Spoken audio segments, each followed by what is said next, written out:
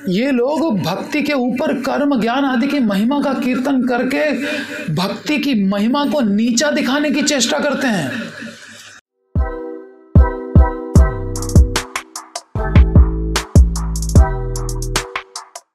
क्षमध्वं मम दौरात्म्यं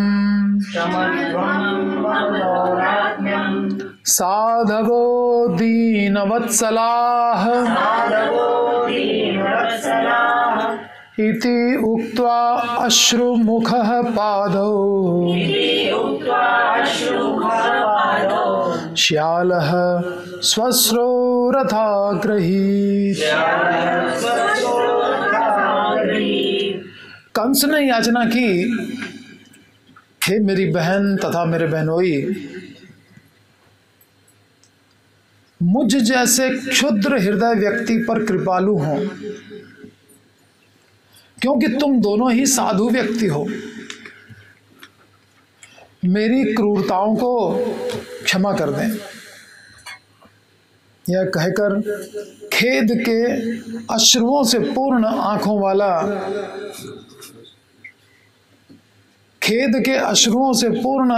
वाला कंस वसुदेव तथा देवकी के चरणों पर गिर पड़ा।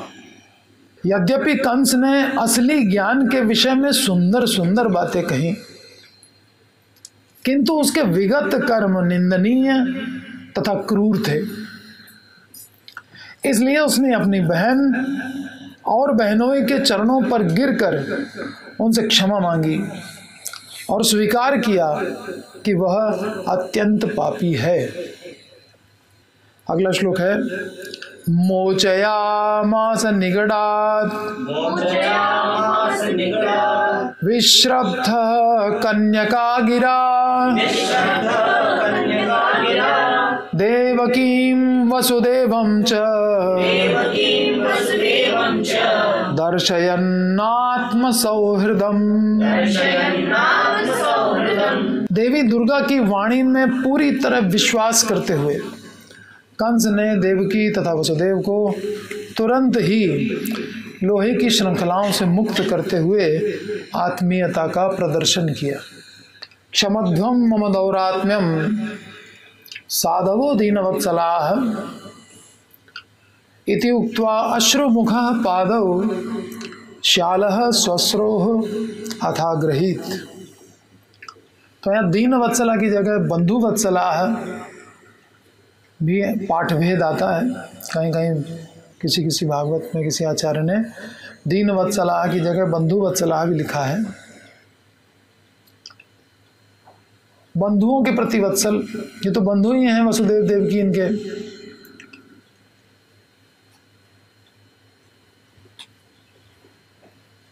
और कंस इस समय बहुत दीनता व्यक्त कर रहा है, दुर्गा देवी से बहुत डरा हुआ है, तो इसलिए अपने आप को दीन कह रहा है कि आप लोग दीन वत्सल हैं। बंधु भी कह सकता है, दीन भी कह सकता है, दोनों हैं, दोनों सही है। क्षमध्वं मम दौरात्म्यं साधवो दीनवत्सलाः या बंधुवत्सलाः इति उक्त्वा अश्रुमुखः पादौ श्यालः स्वस्रोः अथा गृहीत। बंधुवत्सलाः साधवः, आत्मीय जनों के प्रति प्रीति युक्त शुद्ध हृदय वाले तुम दोनों। वसुदेव देवकी को संबोधित करते हुए कह रहा है कि आप लोग शुद्ध हृदय वाले हो, आत्मीय जनों के प्रति प्रीति युक्त हो। मैंने तो ऐसा कार्य नहीं किया, आप भी मेरे आत्मीय थे, लेकिन मैंने कहाँ प्रीति दिखाई। लेकिन आप लोग मेरे जैसे थोड़ी हो,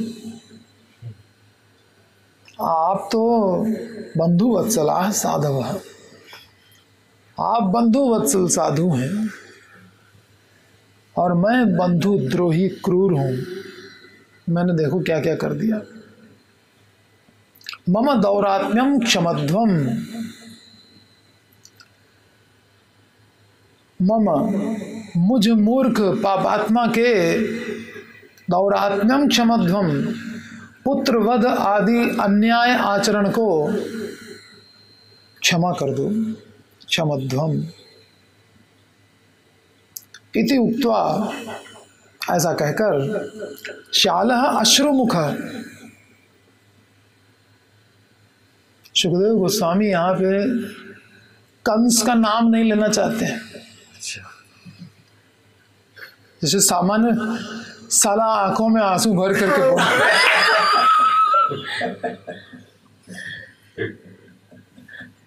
ऐसे बोल रहे हैं। श्यालः अश्रुमुखः सस्रो पादव अग्रहीत, जाके अपने दीदी जीजा जी के चरण पकड़, दीदी तो नहीं, छोटी बहन है, बहन बहनोई के चरणों को पकड़ लिया साले ने।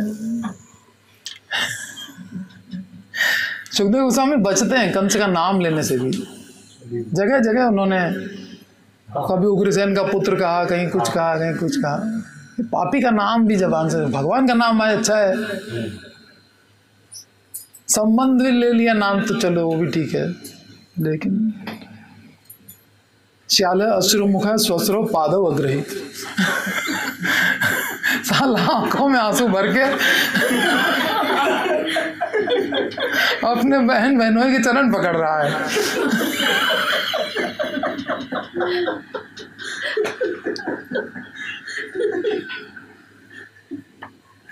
मतलब किसका साला वो भी नहीं कहा है, क्यों साला कह यहाँ वसुदेव से श्याल है ऐसे लिखा होता कि वसुदेव का साला, वो भी नहीं, कल बंधुवत्सलाः साधवः मम दौरात्म्यं क्षमध्वम, मेरे दौरात्म्य को क्षमा कर दीजिए। इति उक्त्वा अथ श्यालः अश्रुमुखः स्वस्रो पादौ अग्रहीत।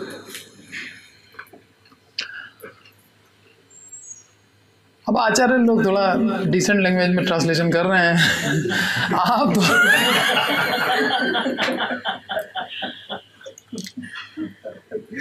आप दोनों तीन जनों के प्रति कृपाशील हैं, अतः मेरी दुष्टता को क्षमा कीजिए। ऐसा कहकर आंखों में आंसू भरते हुए कंस ने वसुदेव और देवकी के चरण पकड़ लिए।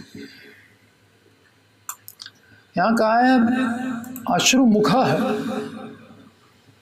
केवल आंखों में आंसू आए ही नहीं है, वो पूरा चेहरे तक आ गए हैं, टपक गए हैं, पूरा चेहरा भर गया है आंसू से। कमाल है दुर्गा देवी का, तो मानना पड़ेगा। एक लात में सीधा कर दिया बिल्कुल।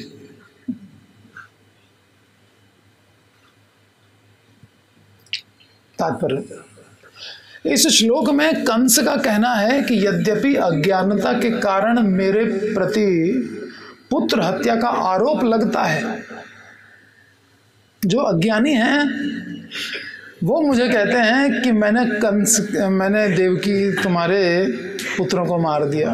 अज्ञानता के कारण मुझ पर आरोप लगता है, मतलब मैं ऐसा हूं नहीं, मुझ पर केवल आरोप लगा है, अभी आरोप सिद्ध नहीं है ना।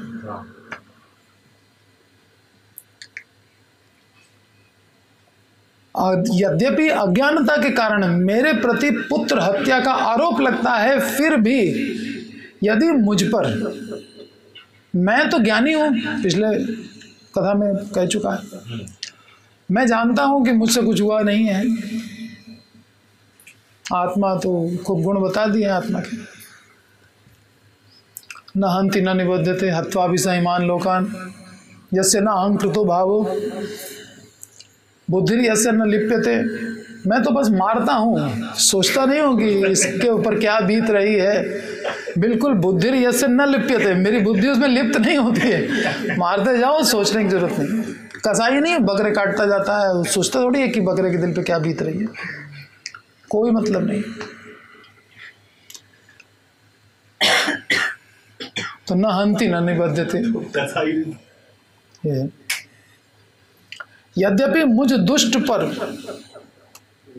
यदि अब, लेकिन वो तो चलो ठीक है कि अज्ञानी लोग मेरे ऊपर आरोप लगाते हैं, फिर भी यदि मुझ पर अपने पुत्रों की हत्या का आरोप तुम भी लगाओगी, देव किस कह रहा है, और ये मुझे ही दोषी मान करके तुम और अधिक रोती हो,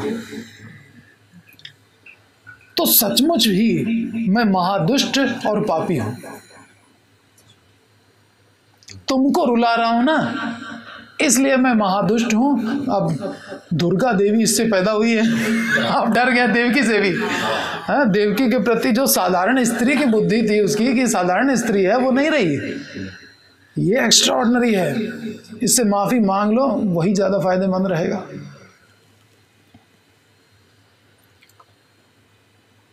तो तुम रोगी तो हमें सचमुच पाप लगेगा, तुम मत रो।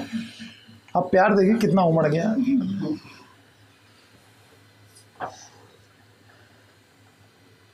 आकाशवाणी से प्यार चला गया था, दुर्गा देवी ने वापस ला दिया, और फिर दुष्ट संग में जाकर के फिर वापस सारा प्यार खत्म हो जाएगा।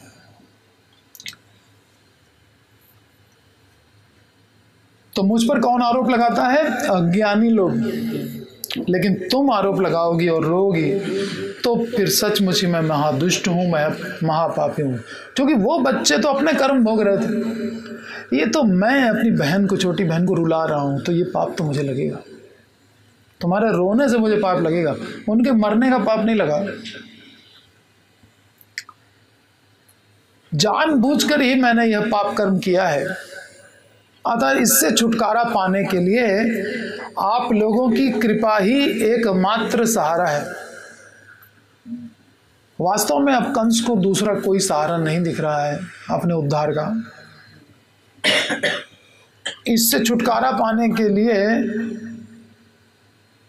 आप लोगों की कृपा ही एकमात्र सहारा है। श्रील प्रभुपाद का कहना है कि यद्यपि कंस ने असली ज्ञान के विषय में सुंदर सुंदर बातें कही, प्रभुपाद तारीफ कर रहे हैं कंस की कि बातें बहुत अच्छी कही हैं, इसमें कोई दो राय नहीं है। अब गुरु ने कह दिया कि कंस ने अच्छी बातें कही है तो फिर कही है, बात ही खत्म है वहां पे।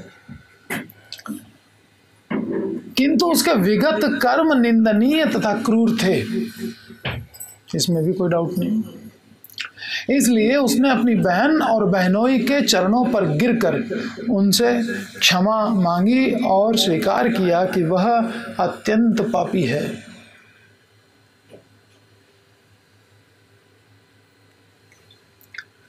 यहां पर एक लाइन का तात्पर्य है प्रभुपाद का, लेकिन इसमें उन्होंने कंस की प्रशंसा कर दी।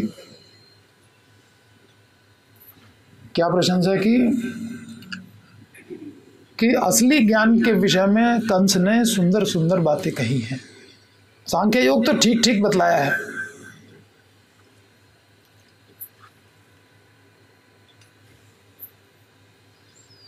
साधुजन देखिए कैसे पॉजिटिव चीज को ग्रहण करते हैं। कंस के वचनों में भी कौन से अच्छे वचन हैं, वो भी प्रभुपाद प्रशंसा किए बिना नहीं रह रहे। तो यहां हमारे प्यारे गुरुदेव श्रील प्रभुपाद ने कंस की बातों को असली ज्ञान की सुंदर बातें कहा है।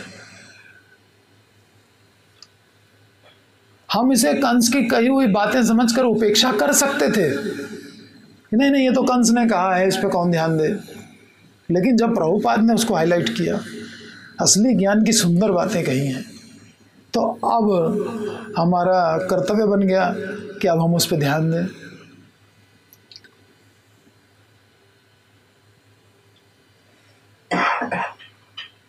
तो श्रील प्रभुपाद ने कंस की प्रशंसा नहीं की, कंस की बातों की प्रशंसा की है, और प्रशंसा करके हमारा ध्यान उन बातों की ओर आकृष्ट किया है। अच्छे अच्छे उदाहरण दिए उसने कि जैसे मिट्टी से बर्तन बनते हैं, टूट जाते हैं, मिट्टी में मिल जाते हैं, मिट्टी में कोई फर्क नहीं पड़ता, मिट्टी था मिट्टी हो गया, और जब तक रहा तब भी मिट्टी ही था। वैसे ही आत्मा, उससे उसके चारों ओर ये शरीर बना उसके कर्मों के कारण, और फिर उसके बाद समाप्त हो गया ये शरीर, फिर दूसरे शरीर में चला गया, लेकिन आत्मा पे कोई फर्क नहीं पड़ा। तो उदाहरण अच्छा दे करके समझाया। और इस संसार में ये जो सुख दुख है वो कब तक रहेगा? वो जो मैंने ये ज्ञान दिया है, जो इस ज्ञान को ग्रहण नहीं करेगा उसको ये सुख दुख हमेशा सताते रहेंगे, ये भी उसने कहा। तो सही बात है, जो यहाँ से तो बिगनिंग होती है नॉलेज की। अब वही जिसके पास नहीं है तो दुख भोगेगा ही, जिसकी बिगनिंग भी नहीं है।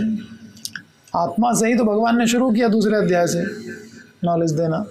देहिनो अस्मिन् यथा देहे कौमारम यौवनम जरा तथा देहांतर प्राप्ति धीरस्तत्र न मुह्यति। इसलिए धीर व्यक्ति मोहित नहीं होता। कोई बूढ़ा हो जाए, कोई मर जाए, कोई बीमार हो जाए, कुछ हो जाए, मोहित नहीं होता। ठीक है, ऐसा नहीं, यहाँ ये नहीं कहा गया कि केयर नहीं करता, मोहित नहीं होता। मोह में फंस करके अपनी जो ड्यूटीज़ हैं उनको छोड़ दे, चैंटिंग बंद कर दे, घबरा जाए, ये सब नहीं होता उसके साथ। सब चलता रहता है उसका, घबराता नहीं है, न मोहियति। तो प्रभुपाद ने हमारा ध्यान कंस के द्वारा दिए गए इस प्रवचन पर आकृष्ट किया। इसके विपरीत जब गोवर्धन पूजा हो रही थी तो कृष्ण ने देखा ये सब तैयारी चल रही है इंद्र पूजा के लिए,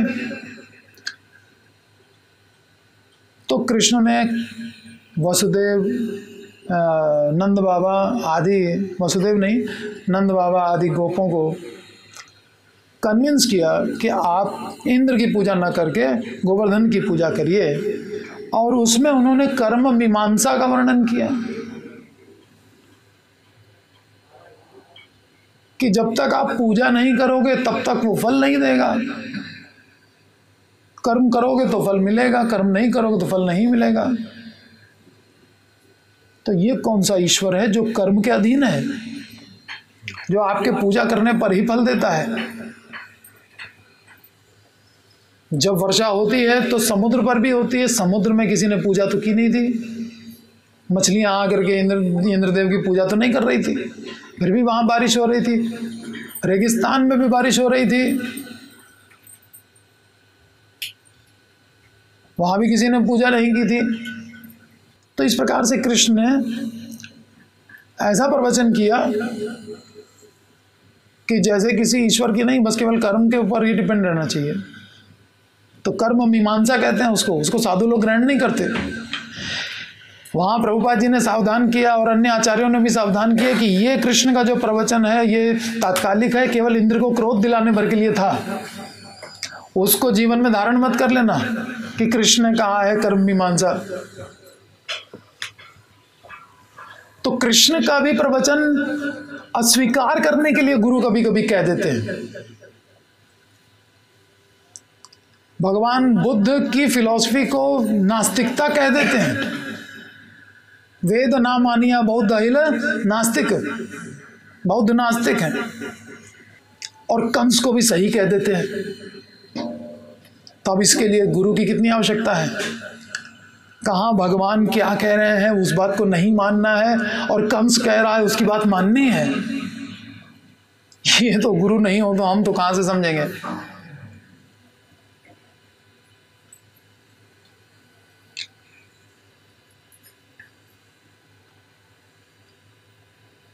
तो जब गोवर्धन पूजा से पहले श्री कृष्ण ने नंद बाबा को कर्म मीमांसा का उपदेश दिया था, तो हमारे आचार्यों ने उसे जीवन में धारण न करने का उपदेश दिया।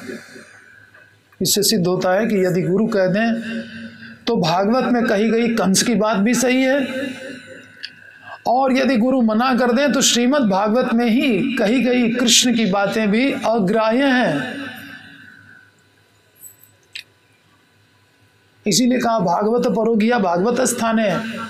भागवत अगर समझनी है तो लिविंग भागवत से जाके सीखो, वो बताएगा। ग्रंथ भागवत को भक्त भागवत से सीखना चाहिए।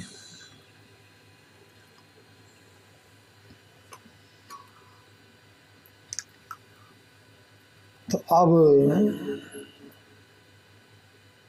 कैसे हमको ये क्लियर हो कि कौन सी बात माननी है कौन सी नहीं माननी है, उसके लिए नरोत्तम दास ठाकुर ने अपने प्रेम भक्ति चंद्रिका में एक पद गाया है। साधु शास्त्र गुरु वाक्य हृदय करिया ऐक्य, सतत भासिवो प्रेम माझे, कर्मी ज्ञानी भक्तिहीन यहाँ के करीबो भिन्न, नरोत्तम यही तत्व गाजे। साधु शास्त्र गुरु वाक्य हृदय करिया ऐक्य सतत भासी वो प्रेम माझे। तो अभी जो हमारी अवस्था है साधना की अवस्था, उसमें नवधा भक्ति करना हमारा कर्तव्य है। 9 विधियां हैं भक्ति की साधना में। श्रवण करना जो कि आप लोग कर रहे हैं, कीर्तन करना जो कि इस समय हम कर रहे हैं, स्मरण करना, श्रवण कीर्तन स्मरण वंदना करना, पाद सेवन, दास्य, सख्य, आत्मनिवेदन, ये 9 विधियां हैं भक्ति की। वर्तमान अवस्था में हमें ये करना है, ये हमारा कर्तव्य है। अब सवाल उठता है कि 9 में से हम कौन सी भक्ति करें? श्रवण करें कि कीर्तन करें कि स्मरण करें कि वंदन करें? श्रवण करें तो किससे करें, किस प्रकार श्रवण करें, श्रोता में क्या गुण होने चाहिए, किस समय श्रवण करें, कितना समय श्रवण करें, कीर्तन करें तो किसके सामने करें, किसके सामने ना करें? अनेक प्रश्न। किसके सामने किस स्तर की कथाएं करें? किसको गीता का दूसरा अध्याय बताना चाहिए, किसको 12वां अध्याय बताना चाहिए? दूसरे से लेके 12वें तक इतना बड़ा स्पैन है। 12वां तो टॉप मोस्ट है।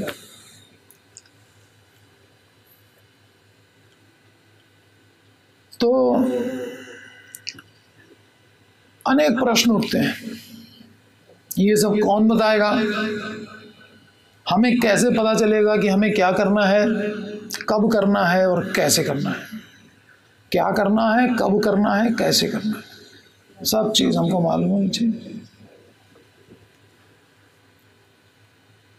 तो नरोत्तम दास ठाकुर महाशय ने बताया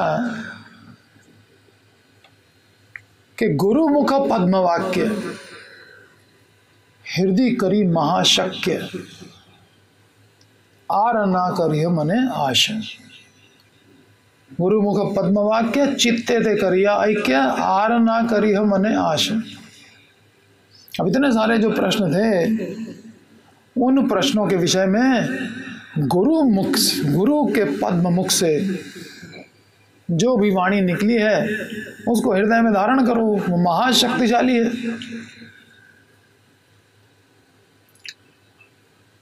तो कर्तव्य और अकर्तव्य के विषय में श्री गुरु वाक्य को ही हृदय में दृढ़ता से धारण करना उचित है। दृढ़ता पूर्वक गुरु की वाणी को हृदय में धारण करना चाहिए।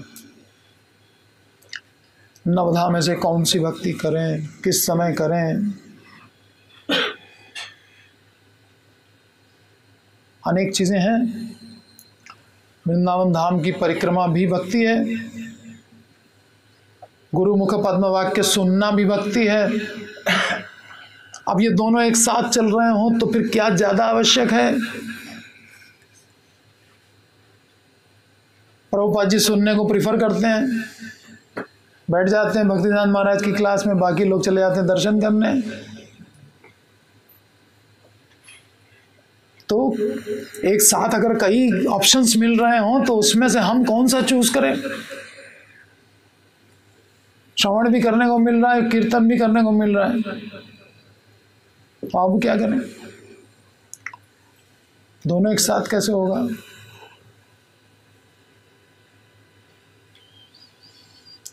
तो उसके लिए सल्यूशन सीधा सीधा क्या है? गुरु मुख पद्म वाक्य। गुरु क्या कह रहे हैं, बस हो गया फाइनल। आर ना करिए मने आज।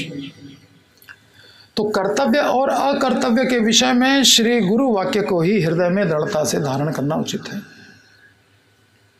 अच्छा, इसके पहले क्या बोले थे नरोत्तम दास ठाकुर? साधु शास्त्र गुरु वाक्य। तब 3 बातें कही थी। ये 12वां श्लोक है इनके प्रेम भक्ति चंद्रिका का कि साधु शास्त्र गुरु वाक्य 3। और चौथे श्लोक में कहा था गुरु मुख पद्म वाक्य। उसको और डिटेल कर रहे हैं कि साधु शास्त्र गुरु वाक्य।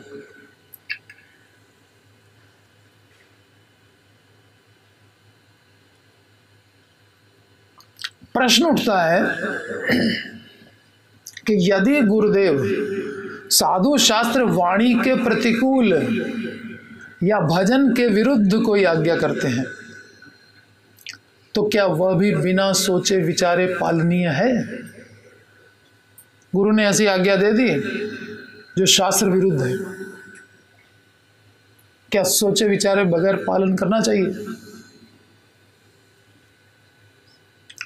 क्या यह संभव है कि गुरु ऐसी आज्ञा दें जो शास्त्र विरुद्ध हो? है संभव? नहीं है संभव। प्रभु, नहीं है संभव। कौन कौन कह रहा है नहीं है संभव? हाथ खड़ा करें।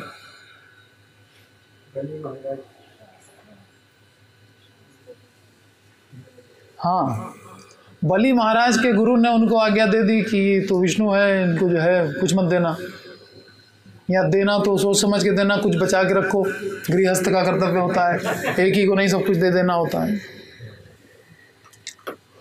तो उन्होंने तो गुरु की बात मानी नहीं। और बलि महाराज क्या है? महाजन है, 12 महाजनों में से एक है। बलिर भैया सिकिर भयम, तो महाजन तुम बात मान नहीं रहे गुरु की, शास्त्र विरुद्ध हो गई तो। और शास्त्र विरुद्ध दे भी रहे हैं। और शुक्राचार्य कोई ऐसे वैसे है नहीं। वामन भगवान आके दरवाजे पे खड़े हुए पहचान गए वामन भगवान है, विष्णु है, ये सब कुछ ले लेगा। जो ऐसे पहचानता हो, भक्त्या माम अभिजानाति, भक्त ही मुझे पहचानते हैं, तो इसका मतलब वो कितने बड़े भक्त होंगे जो किसी भी रूप में भगवान आके खड़े हों और पहचान लें। और जब सारी घटनाएं घट गई, 3 पग भूमि दान में ले लिया, सब कुछ कर लिया, 2 ही पग में सब नाप दिया, उनको सुतल लोग भेज दिया। उसके बाद शुक्राचार्य से वामन भगवान ने कहा कि अब आप ये जो यज्ञ अधूरा रह गया इसको पूरा कर दीजिए। तो कहने लगे कि आप यज्ञ पुरुष स्वयं जिस यज्ञ में पधार गए, अब उसमें कुछ अधूरापन रह गया क्या? और आपकी कीर्ति का गान यहां बड़े बड़े लोगों ने किया। प्रहलाद महाराज आए, उन्होंने आकर के आपकी कीर्ति का गान किया।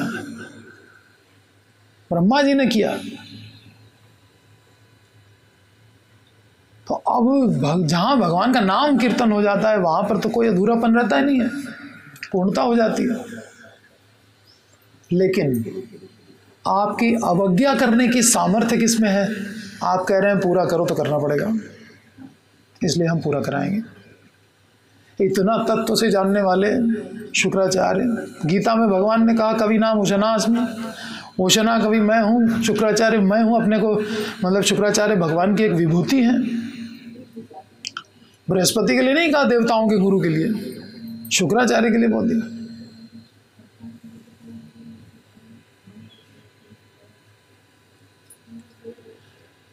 तो ऐसा व्यक्ति भी शास्त्र विरुद्ध आज्ञा कर रहा है और बलि महाराज उसको नहीं मान रहे हैं, लेकिन हम तो कह रहे हैं कि हम करेंगे। तो कौन सही है, बलि महाराज या हम? इसको गंभीरता से समझना होगा। यदि गुरुदेव शास्त्र और साधु की वाणी के प्रतिकूल या भजन के विरुद्ध कोई आज्ञा करते हैं तो क्या बिना सोचे समझे, बिना विचारे पालनीय है? इस प्रकार के संशय को दूर करने के लिए ही नरोत्तम दास ठाकुर ने कहा है कि साधु शास्त्र गुरु वाक्य हृदय करिया ऐक्य,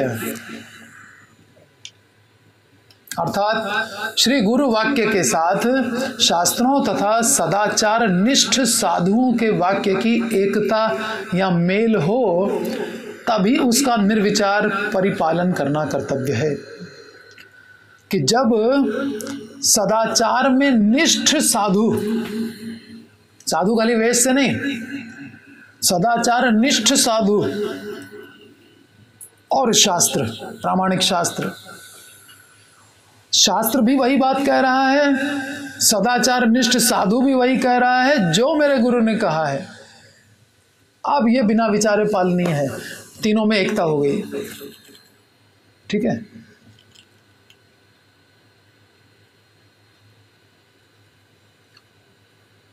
अच्छा एक चीज बताइए, हम गुरु के पास जाते हैं, बच्चे स्कूल में आते हैं, एडमिशन लेते हैं, उनकी परीक्षा होती है? होती है। क्या गुरु परीक्षा हमारी नहीं ले सकते? क्या गुरु हमको चेक नहीं कर सकते कि इसकी शास्त्र में देखता हूँ आज कितनी निष्ठा है, मैं इसको कोई शास्त्र विरुद्ध वचन कहता हूँ, देखें ये पढ़ता है, शास्त्र पढ़ता है कि नहीं पढ़ता है, पढ़ता है तो उसमें उसकी निष्ठा कितनी है, उसको चेक करने के लिए गुरु ने आज कुछ ऐसी बात कह दी। अश्वत्थामा को जब अर्जुन पकड़ के ले आया तो भगवान कृष्ण भी थे वहाँ पे, द्रौपदी भी थी, भीम भी थे, सारे पांचों पांडव थे। उनके बच्चों को रात में सोते हुए निहत्था मार दिया था अश्वत्थामा ने, और अर्जुन ने शपथ ले ली थी कि इनकी अंतिम क्रिया तभी करेंगे जब अश्वत्थामा को यहाँ ले आएंगे, उसके शव पर पांव रख करके स्नान करूंगा, ऐसी ऐसी शपथ। तो पकड़ के ले आया। जब ले आया तो भीम ने कहा इसका तुरंत वध कर दो, अर्जुन तुरंत वध करो। भगवान खड़े थे, भगवान ने कहा हाँ भीम भैया बिल्कुल सही कह रहे हैं, इसका तुरंत वध कर दो अर्जुन।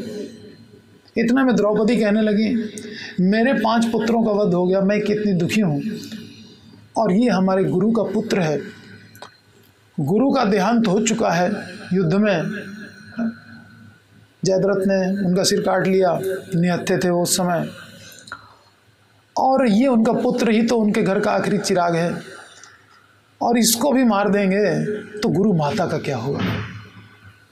वो गुरु माता के बारे में सोच रही हैं। देखिए वैष्णव पर दुख दुखी कितना विचार करता है, और अवैष्णव कुछ नहीं विचार करता है, जो करना है कर डालता है। तो कृष्ण ने कहा हाँ द्रौपदी बिल्कुल सही कह रही है, अर्जुन इसको छोड़ दो, भीम सही कह रहा है इसको मार दो, द्रौपदी सही कह रही है इसको छोड़ दो, मार दो छोड़ दो, मार दो छोड़ दो। अब अर्जुन चक्कर में आ गया, अब क्या करना है, दोनों बात कृष्ण कह रहे हैं। तो क्षत्रिय के लिए अपमान मृत्यु से भी भयंकर होता है।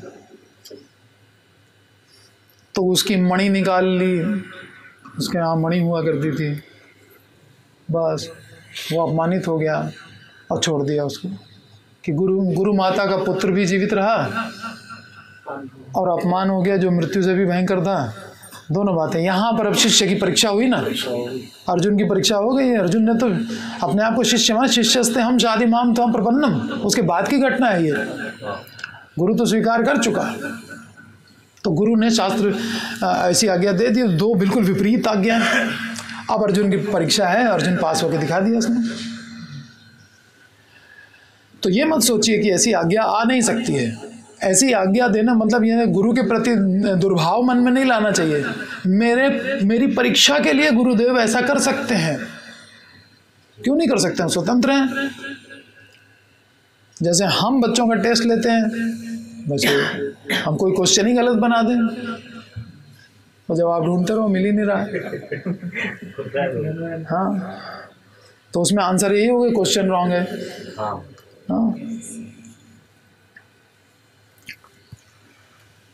तो श्री गुरु वाक्य के साथ अब ये सावधानी हमेशा रखनी पड़ेगी, क्योंकि नरोत्तम दास ठाकुर चैतन्य महाप्रभु के प्रेमाश्रुओं की पोटली प्राप्त किए हुए नित्यानंद प्रभु के द्वारा दी हुई, वो बहुत प्रेमी भक्त हैं। वो जो भी शब्द कह देते हैं वो शास्त्र वचन है। तो उन्होंने कहा है कि तीनों में एकता होनी चाहिए। किसमें किसमें? साधु कौन सा? सदाचार में जो निष्ठ साधु है, ठीक है। हाँ, अपनी परंपरा में अनेक परंपराएं हैं। श्री संप्रदाय है तो रुद्र संप्रदाय है, तो ब्रह्म संप्रदाय है ना, निम्बार्क संप्रदाय है, विशिष्ट संप्रदाय है, लेकिन अपने संप्रदाय में सबके नियम अलग अलग हैं। किसी का तिलक कैसा है, किसी का कैसा है, लेकिन अब हम सारे तिलक थोड़ी लगा लेंगे। अब हम हर एक के हर नियम का पालन करने लगेंगे तो कर ही नहीं पाएंगे। इसलिए अपनी परंपरा में जो साधुगण आ रहे हैं वो जो सदाचार निष्ठ भी हैं, और एक तो वो उसका अनुमोदन कर रहे हैं कि नहीं कर रहे हैं, और फिर शास्त्र में लिखा है कि नहीं लिखा है, और गुरु की आज्ञा भी है। तीनों एक हो गया, अब करने में कोई डाउट नहीं। शास्त्रीय सदाचार संपन्न सदगुरु का चरणाश्रय मिले, ये बहुत बड़ी बात है। शास्त्रीय सदाचार संपन्न, शास्त्रों में जो भी सदाचार बताए गए, एटिकेट्स बताए गए हैं, उनसे जो संपन्न सदगुरु हैं उनका चरणाश्रय मिले तो उनका आदेश कभी भी शास्त्र और साधु वाक्य के प्रतिकूल नहीं हो सकता। जनरल बात तो यही है जो आप लोगों ने कही, लेकिन टेस्टिंग के लिए कभी कभी होता है। इसलिए श्रीमद् भागवत में कहा गया है, तस्मात् गुरुम प्रपद्येत जिज्ञासु श्रेय उत्तमम। पहली बात तो कौन जाए गुरु के पास, शिष्य में क्या क्वालिफिकेशन होनी चाहिए? जो जिज्ञासु हो। किस चीज में जिज्ञासु हो? उत्तम श्रेय में जिज्ञासु हो। उत्तम, उत्तम माने ये जो जगत है ये तम जगत कहलाता है, अंधेरे वाला जगत, सतोगुण रजोगुण तमोगुण से युक्त, ठीक है। इससे परे की जिज्ञासा जिसकी हो, जगत की जिज्ञासा नहीं।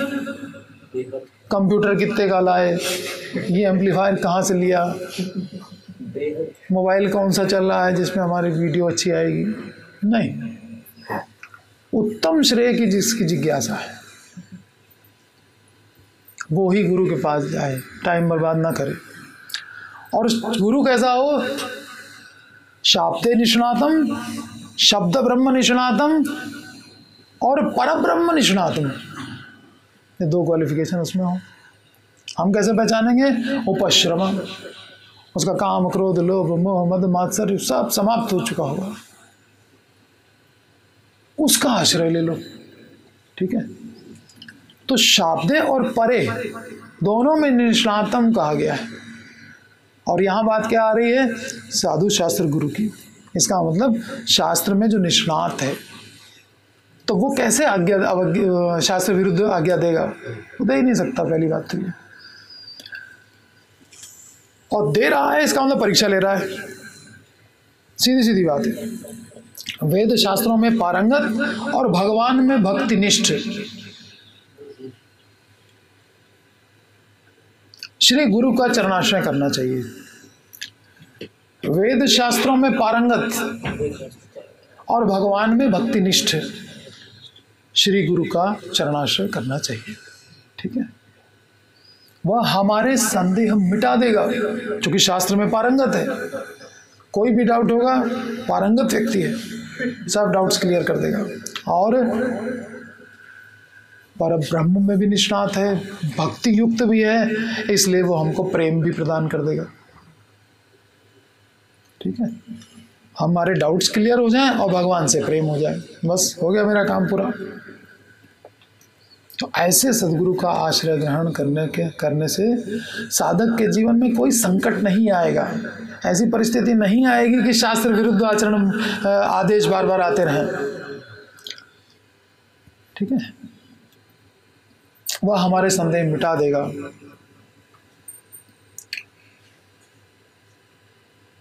तो अगर गुरु ने शास्त्र विरुद्ध आज्ञा दी है तो अब मैं क्या करूं? अब मेरी ड्यूटी क्या है? यदि गुरुदेव साधु और शास्त्र वाक्य के विरुद्ध कोई आज्ञा दें तो हमें सोचना चाहिए कि वे मेरी परीक्षा ले रहे हैं कि मेरी साधु और शास्त्रों में कैसी निष्ठा है, मेरी निष्ठा का टेस्ट है। तब हमें उस आज्ञा का परिहार करने के लिए श्री गुरु चरणों में कातरता पूर्वक प्रार्थना करनी चाहिए। परिहार मन अवॉइड करना, उस आज्ञा के पालन को अवॉइड करने के लिए गुरु के ही चरणों में प्रार्थना करनी चाहिए। मन में हम मान लो आज्ञा पालन कर लें, फिर सोचते रहें शास्त्र में तो ऐसे नहीं, ऐसे लिखा था, गुरुजी ने कहा तो हमने कर तो दिया है, कहीं इसका कोई गलत रिजल्ट ना आ जाए, ऐसे डाउट्स रखने से तो अच्छा है कि गुरु के पास चले गए कि गुरुजी हमको ये आदेश आपका समझ में नहीं आ रहा है, शास्त्र में तो ऐसे ऐसे लिखा है, कृपा करके किस प्रकार से ये हमारे लाभ के लिए है, इसको थोड़ा आप वर्णन कर दें ताकि मैं दिल लगा के उसको कर सकूं। इतना कहने में क्या है, नहीं तो मेरा मन लग नहीं रहा है और हम किए जा रहे हैं। उसको क्लियर कर लेना अच्छा है, विनम्रता पूर्वक, कातरता पूर्वक प्रार्थना। जैसे मुरारी गुप्त को चैतन्य महाप्रभु ने कहा कि तुम कृष्ण का भजन किया करो, राम का भजन करते थे, उनसे नहीं हो पाया, अगले दिन आए चरणों में गिर गए कि हमको क्षमा कर दीजिए, हमसे नहीं हो पा रहा है, हमसे राम के चरणों में मैंने माथा बेच दिया है, अब मैं कुछ और नहीं कर सकता हूँ। तो अनन्यता का टेस्ट ले रहे थे महाप्रभु, देखा अनन्यता, बड़े खुश हो गए, गले से लगा लिए कि कितनी अनन्यता है। बोले ऐसी अनन्यता होनी चाहिए, भगवान के कहने पर भी चित्त इधर से उधर नहीं जा रहा है।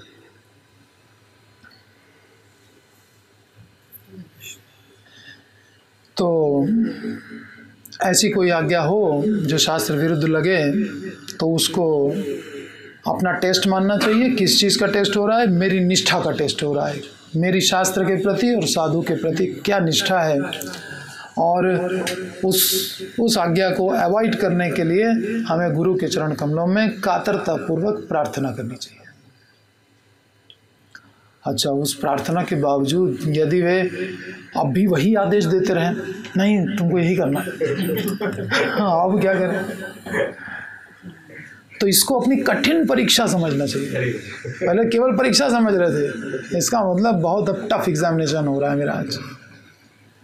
कठिन परीक्षा जान करके अपने आप को उस आज्ञा का मर्म समझने में अक्षम समझकर कि उन्होंने समझाया तो फिर भी मैं नहीं समझा, तो फिर क्या करें? साधु शास्त्र के अनुगत्य में भजन करना चाहिए। लेकिन मानना तो तभी है जब तीनों एक हो जाए। ये नरोत्तम दास ठाकुर कहना चाह रहे हैं कि ये नहीं कि मान ही लेंगे, जब तक साधु शास्त्र गुरु तीनों का कॉम्बिनेशन सही सही बैठे ना, जब तक आप फुल्ली कन्विंस, इसको कहेंगे फुल्ली कन्विंस होना।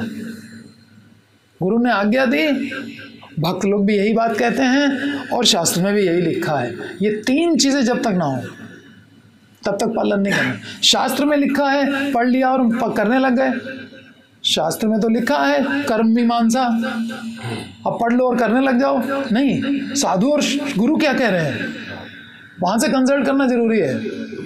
गुरु ने कहा नहीं नहीं, वो तात्कालिक था, वो केवल कंस को क्रोध दिलाने के लिए था, इसको तुम मत पालन करना, बच गए हम। कंसल्ट नहीं किया होता, शास्त्र वचन था, बस एक ही का मान के और पालन कर लेते तो फंस जाते, है ना। गीता में लोग पढ़ते हैं, गीता में हमको मालूम है क्या लिखा है, क्या लिखा है भाई? भगवान ने कहा कर्म करो, कर्म कर रहे हैं। बहुत बड़े गीता जो है, गीता गीतज्ञ हो गए, कर्म कर रहे हैं। कर्म तो गधा भी कर रहा है, गधा धोबी का जो है बोझा ढो रहा है, वो कर्म नहीं कर रहा है, वो भी गीता पढ़ा हुआ है। कर्म तो सब कर रहे हैं। भगवान ने कहा न च तस्मात्, मतलब न कश्चित क्षणमपि, न ही कश्चित क्षणमपि जातु तिष्ठति अकर्मकृत। आप बिना कर्म के रह के दिखा दो एक सेकंड भी। चूंकि इंद्रियों से नहीं करोगे तो वाणी से करोगे, वाणी से नहीं करोगे तो मन से करोगे, और तीनों प्रकार से कर्म हो रहा है, मन वचन और इंद्रियां, ठीक है। तो कर्म तो हो ही रहा है आपसे। बैठे हैं एक जगह तो क्या हो गया, हम कोई कर्म नहीं करेंगे, आज हम सो जाएंगे, तो ये कर्म नहीं है क्या सो जाना? मन में चल रहा है। हाँ, ये तमोगुणी कर्म है। तमोगुणी आलसी और निद्रा प्रमाद इसमें पड़ा रहता है। सो जाना क्या कर्म नहीं है? तमोगुणी कर्म है। आज हम कुछ नहीं करेंगे, वो करके दिखा दो। तो हर कोई कर्म कर ही रहा है, तो फिर कहे कि हमने गीता पढ़ ली है। गीता में बस यही कहा है। ये बहुत गीता के स्थूलदर्शी पाठक हैं, बहुत मोटा मोटा जिन्होंने समझा है। भगवान ने कहा कर्म करो, भगवान ने थोड़ी कहा माला पकड़ के बैठ जाओ। अच्छा, तूने पढ़ ली पूरी गीता? भगवान तो कह रहे हैं कीर्तनीय सदा हरि, और क्या क्या हर समय मेरा कीर्तन करो, नाम जप करो। वो तो कह रहे हैं, पता नहीं कहाँ से भगवान ने ये नहीं कहा है। भगवान ने क्या नहीं कहा है वो सब बता देंगे, क्या कहा है वो याद नहीं है। भगवान ने ये थोड़ी कहा है, ये थोड़ी कहा है। और लग रहा है कि पूरे भक्ति वेदांत हो गए पूरे। सारे वेदों को पढ़ पढ़ के उन्होंने अंत कर दिया है, अब कुछ बचा ही नहीं है। अब भगवान ने क्या क्या नहीं कहा है वो सब याद है उनको। हाँ, तो एक की परीक्षा बाकी दो से करने के बाद ही आज्ञा का पालन करना है। ये कंपलसरी हो गया, केवल शास्त्र देख करके पालन कर ले नहीं। केवल साधु ने कह दिया मान लिया, शास्त्र में लिखा है कि नहीं?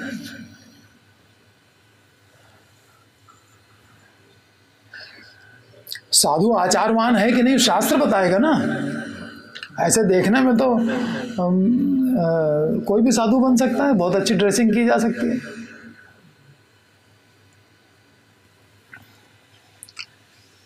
तो फिर भी हमने गुरु से विनम्रता पूर्वक प्रार्थना की कि भाई ये आदेश मेरी समझ में नहीं आ रहा है। फिर भी गुरु ने कहा नहीं, तुमको यही करना है। तो इसको अपनी कठिन परीक्षा जान करके अपने आप को अक्षम समझना चाहिए कि हम इस आज्ञा का मर्म नहीं समझ पा रहे हैं, तो अब नहीं, हम कर भी नहीं पा रहे हैं आज्ञा का पालन, तो अब क्या करें?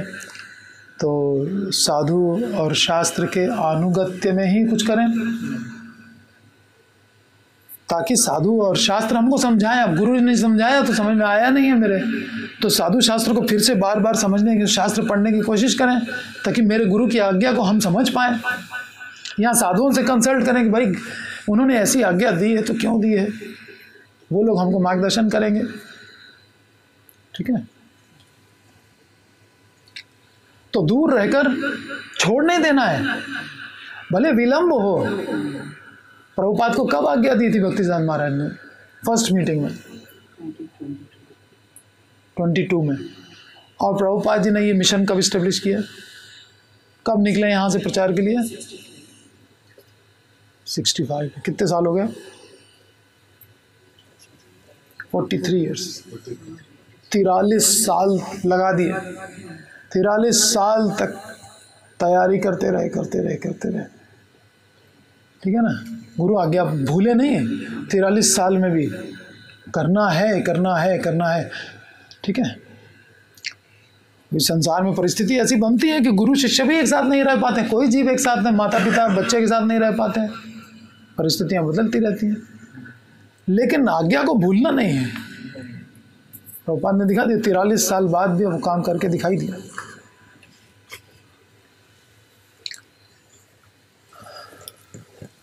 वो तो खैर शास्त्र के अनुसार ही था, लेकिन शास्त्र के विपरीत अगर है तो हम अब कैसे गुरु को मुख दिखाएंगे कि जब हम उनकी बात नहीं मान पा रहे थे।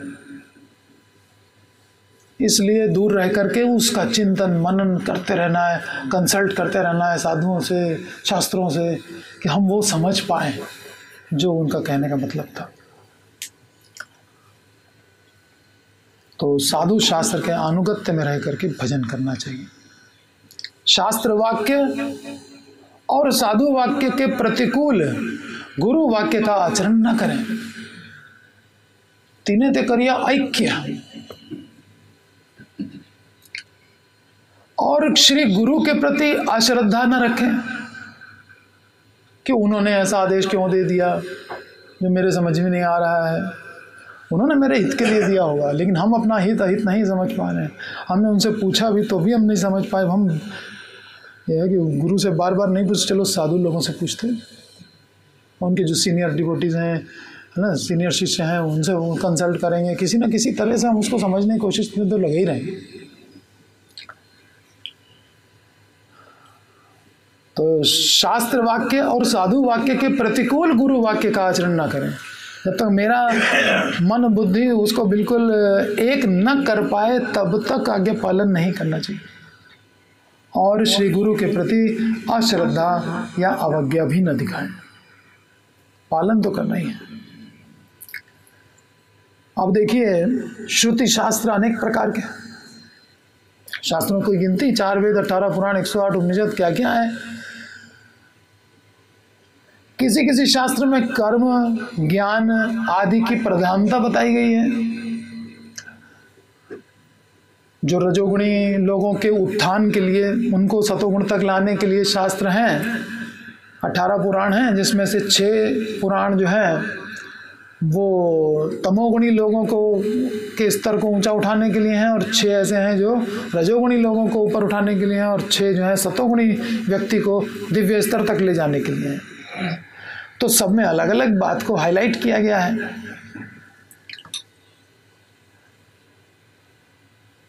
तो श्रुति शास्त्र बहुत प्रकार के हैं। किसी किसी शास्त्र में कर्म, ज्ञान आदि की प्रधानता बताई गई है। भक्ति प्रतिपादक शास्त्रों में भी जो शास्त्र भक्ति का प्रतिपादन करते हैं, इस्टेब्लिश करते हैं, भक्ति ही श्रेष्ठ है, उसमें भी भगवत प्राप्ति के नाना प्रकार के उपाय बताए गए हैं। 5 महासाधन बताए गए हैं, है ना। उन सभी का आचरण किसी एक साधक के लिए संभव नहीं है कि हम सारे आचरण कर जाएं। इसलिए अब क्या करना चाहिए, अपने संप्रदाय के शास्त्रों में कहे गए आचारों से संपन्न जो साधु जन है, वो जो बातें कहें, यदि उसके साथ गुरु वाक्य की भी एकता हो तो मंगलकामी साधक के लिए वो ग्रहणीय है। हम साधक हैं, हम अपने मंगल की कामना करते हैं, हमारे लिए ग्रहणीय क्या है, जो शास्त्रों में आचार बताए गए हैं उनको जो पालन कर रहे हैं, उन साधुओं और गुरु का वाक्य और शास्त्र का वाक्य, इन तीनों में एकता करके तब उसको पालन करें। कहने का तात्पर्य है कि गुरुदेव की आज्ञा शास्त्रों और स्वसंप्रदायी साधुओं द्वारा अनुमोदित हो तभी वह स्वीकार्य है। फिर वही शास्त्र वाक्य स्वीकार्य है। अब शास्त्र वाक्य कौन सा स्वीकार्य है? गुरु वाक्य की तो हो गई क्लियर। साधु और शास्त्र से कंसल्ट करके तीनों में एकता करना। शास्त्र वाक्य वही स्वीकार्य है जो गुरु और स्वसंप्रदायी, जैसे हम लोग ब्रह्म मध्व गौड़ीय संप्रदाय में, साधुओं द्वारा अनुमोदित हो। और साधु वाक्य वही ग्रहणीय है जो गुरु वाक्य और शास्त्र वाक्य द्वारा सम्मत है। तो केवल एक अन्य 2 से भिन्न होने पर ग्राह्य नहीं हो सकता। साधु शास्त्र गुरु वाक्य हृदय करैया ऐक्य सतत भासी वो प्रेम माजे, तभी हम सतत प्रेम में रह सकते हैं, भगवान के प्रेम का आस्वादन कर सकते हैं, अदरवाइज नहीं हो पाएगा। केवल एक अन्य 2 से भिन्न होने पर ग्राह्य नहीं हो सकता। इन तीनों की परस्पर एकता में ही वह ग्रहणीय है। अर्थात साधु शास्त्र और गुरु वाक्य की एकता बनाए हुए कृष्ण प्रेम की अनुकूलता से युक्त जो भजन उपदेश होगा,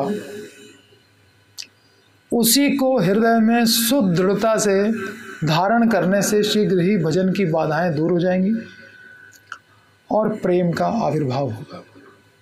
हम वो आज्ञाएं पालन करेंगे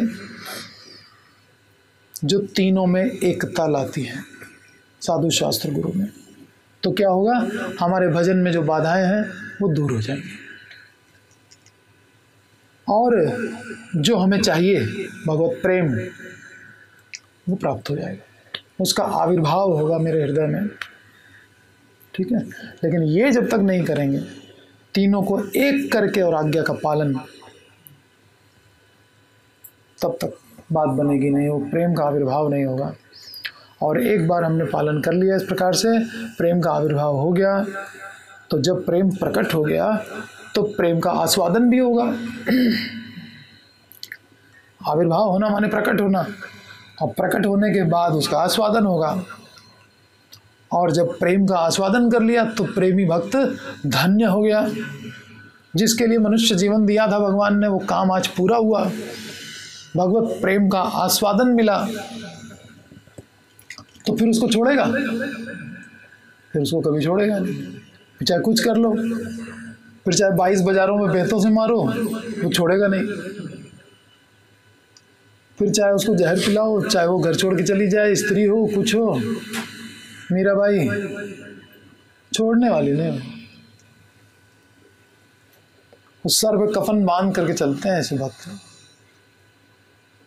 अब तो प्यारे को पाएं या जाएं, अपनी नीयत बदलती नहीं।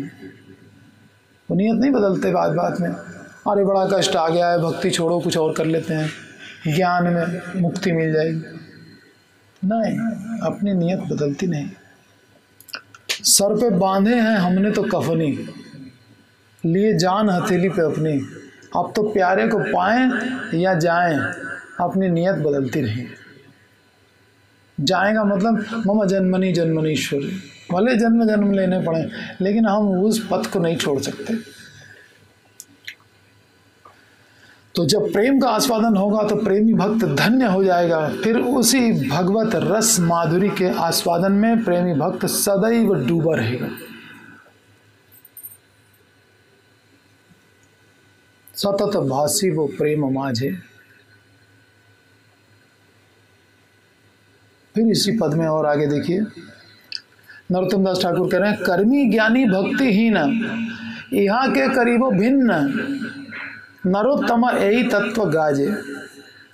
हमारे भजन की बाधाएं कैसे दूर होंगी? साधु शास्त्र गुरु वाक्य तीनों ते करी आए क्या, इन तीनों को एक करने के बाद उसका पालन करने से भजन की बाधाएं दूर और प्रेम का आविर्भाव हो गया। और ये तो हो गया क्या करना है और क्या नहीं करना है। कर्मी ज्ञानी भक्तिहीन यहाँ के करीबो भिन्न, नरोत्तम यही तत्व गाजे। गर्जना कर कर के नरोत्तम दास ठाकुर ये सिद्धांत समझा रहे हैं कि कर्मी ज्ञानी भक्तिहीन है। इनको भक्तों से अलग समझो अच्छी तरह से। कर्मी ज्ञानी आदि साधक भक्तिहीन है। क्या होती है भक्ति? कैसे आपने जान लिया कि ये भक्तिहीन है? श्री कृष्ण सेवा या श्री कृष्ण सुख विधान का नाम भक्ति है। श्री कृष्ण के सुख के लिए जो भी कुछ किया जाता है वो सब भक्ति है। तो चाहे समाज उसको निंदनीय कहे। गोपियां चली गई आधी रात को, कृष्ण ने बांसुरी बजाई, बुलाया, चली गई। सब लोग बातें बनाएंगे, सवेरे जब लौट के आएंगे अपने अपने घर में तो क्या क्या सुनना पड़ेगा। लेकिन नहीं, कृष्ण के सुख का विधान करना है, यही भक्ति है।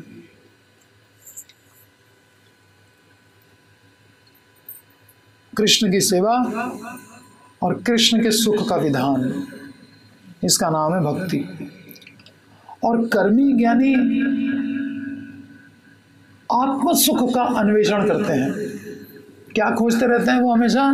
कर्मी और ज्ञानी हमारा सुख, हमें कैसे सुख मिलेगा। कर्मी के हृदय में स्वर्ग जैसा सुख पाने की अभिलाषा रहती। खूब पढ़ाई कर लें, खूब अच्छी नौकरी पा जाए, खूब धन आने लगे और सुख की सामग्री आने लगे। और सुख की सामग्री तो स्वर्ग से ज़्यादा अच्छी कहीं होती नहीं है, इसलिए टॉप मोस्ट जो है वो स्वर्ग कह दिया जाता है ना।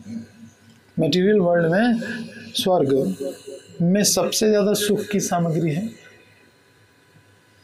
वहाँ के आम में गुठली और छिलका दोनों नहीं होते,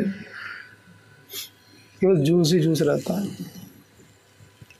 तो वहाँ चाकू का कोई काम ही नहीं है। वहाँ की नदियों में जो है और रस बहते हैं, जूसेस। हाथी के साइज का एक एक जामुन होता है। पेड़ कितना बड़ा होता होगा, 10,000 योजन, इतने ऊंचे ऊंचे पेड़, और उसमें हाथी के साइज का एक जामुन, एक जामुन एक ट्रक में लदेगा। अब वो भोग जो है उस लेवल के, और आदमी चाहता ना कि अब जब पैसा आ जाता है आदमी बस तो अच्छा फल खरीदेंगे, फिर अच्छे में और अच्छा खरीदेंगे, और अच्छा और अच्छा और अच्छा करते करते स्वर्ग तक जा सकता है ना।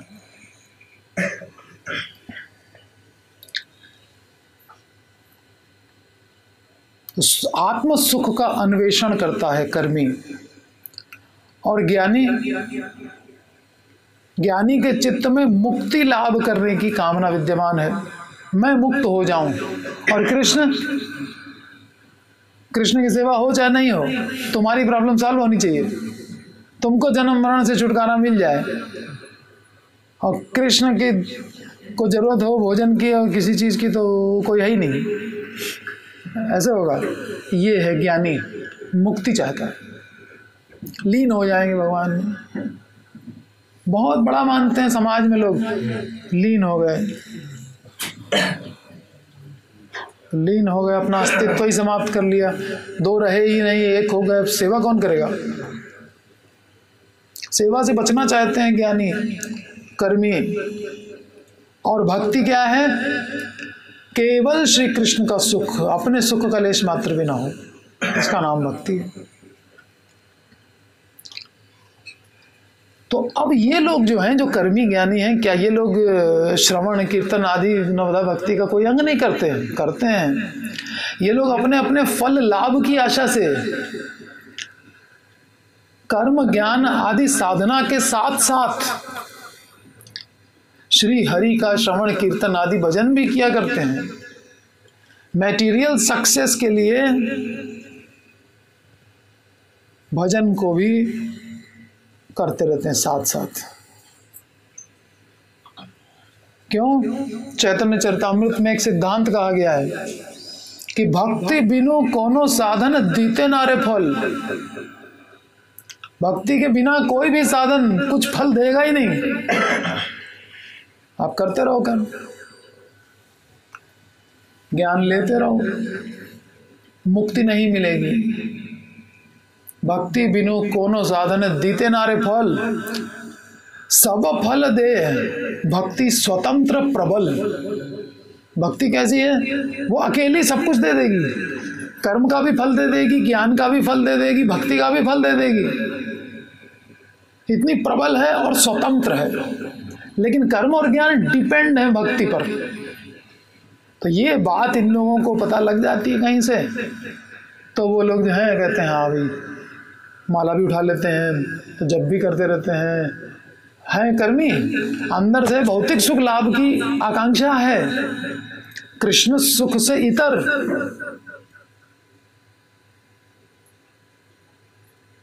लेकिन समाज में अपनी पोजीशन बनाए रखने के लिए करते रहते हैं।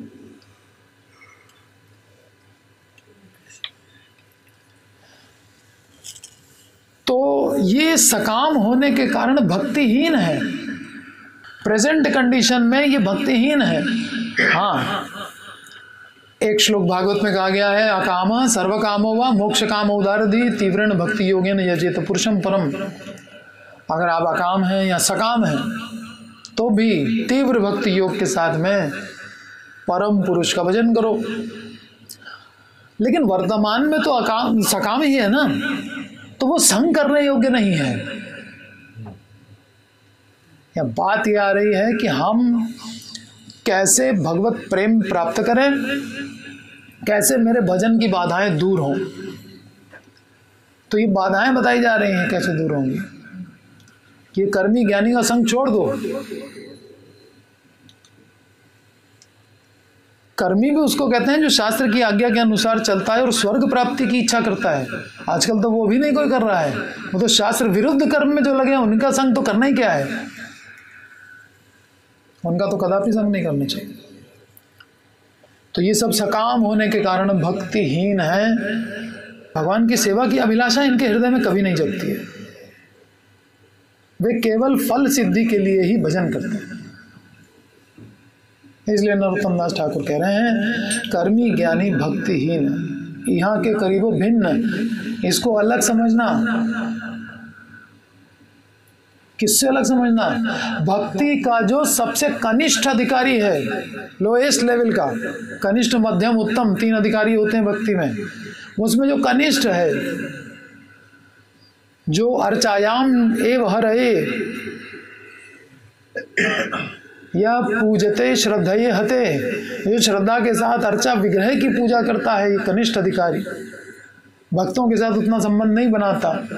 कहता हम तो मंदिर जाते हैं, हमको किसी से क्या लेना देना, हम तो गए भगवान का दर्शन किया चले आए। अच्छा, ये कनिष्ठ अधिकारी, भगवान का दर्शन किया चले आए, भक्तों को लेना देना नहीं। तो कनिष्ठ अधिकारी से भी गए बीते हैं ये लोग। कौन? कर्मी और ज्ञानी। क्यों? क्योंकि सकाम है। कनिष्ठ अधिकारी फिर भी अर्चा विग्रह की सेवा कर रहा है, तो अर्चा विग्रह को सुख देने के लिए कर रहा है। तो इनके अंदर भगवान की सेवा की अभिलाषा कभी नहीं जागती। ये केवल अपने फल सिद्धि के लिए, भोग और मुक्ति, इसके लिए ही भजन करते हैं। इसलिए श्री नरोत्तम दास ठाकुर महाशय कहते हैं कर्मी ज्ञानी भक्तिहीन यहाँ के करीब भिन्न, इनका संग किसी भी समय नहीं करना चाहिए। यहाँ तो शास्त्र विरुद्ध कार्य करने वालों का संग करना पड़ता है। संग माने, फिर क्लियर कर लीजिए, संग माने इम्प्रेस होना। इम्प्रेस होना, ठीक है। प्रभावित नहीं हो जाना चाहिए उनसे। मिलना जुलना पड़ेगा, सामने आएंगे, व्यवहार तो रखना पड़ेगा, लेकिन प्रभावित नहीं होना है। प्रभावित होना है भक्ति से, प्रभुपाद से, भक्तों से। तो इनका संग कभी नहीं करना चाहिए। इन लोगों का भजन देख कर, हो सके तो फिजिकली भी संग ना करो, अननेसेसरी उनके यहाँ मत आओ जाओ, अननेसेसरी फोन लगा करके उनसे बातें मत करो, क्योंकि उनके अंदर की जो वासना है, स्वसुख वासना, अपने सुख को पाने की इच्छा, उसका इन्फेक्शन हमें भी हो सकता है, क्योंकि हम अभी साधक हैं। तो वो इन्फेक्शन ना होने पाए, इसलिए उसको अवॉइड करो, कर्मी ज्ञानी को। और विकर्मी को तो बिल्कुल ही अवॉइड करो। विकर्मी माने जो शास्त्र विरुद्ध आचरण का पता ही नहीं उसको शास्त्र होता क्या है, उसने कभी गीता ही नहीं पढ़ी। तो इनका संग किसी भी समय नहीं करना चाहिए। इन लोगों का भजन देखकर इनका संग करने से इनकी इस बात की संभावना है कि शुद्ध भजन में लगे साधक के चित्त में भी इनके हृदय की वासना का संक्रमण हो सकता है। ठीक है, संक्रामक रोग है, उसके अंदर सुख भोग की इच्छा है, कहीं मेरे अंदर भी आ गई।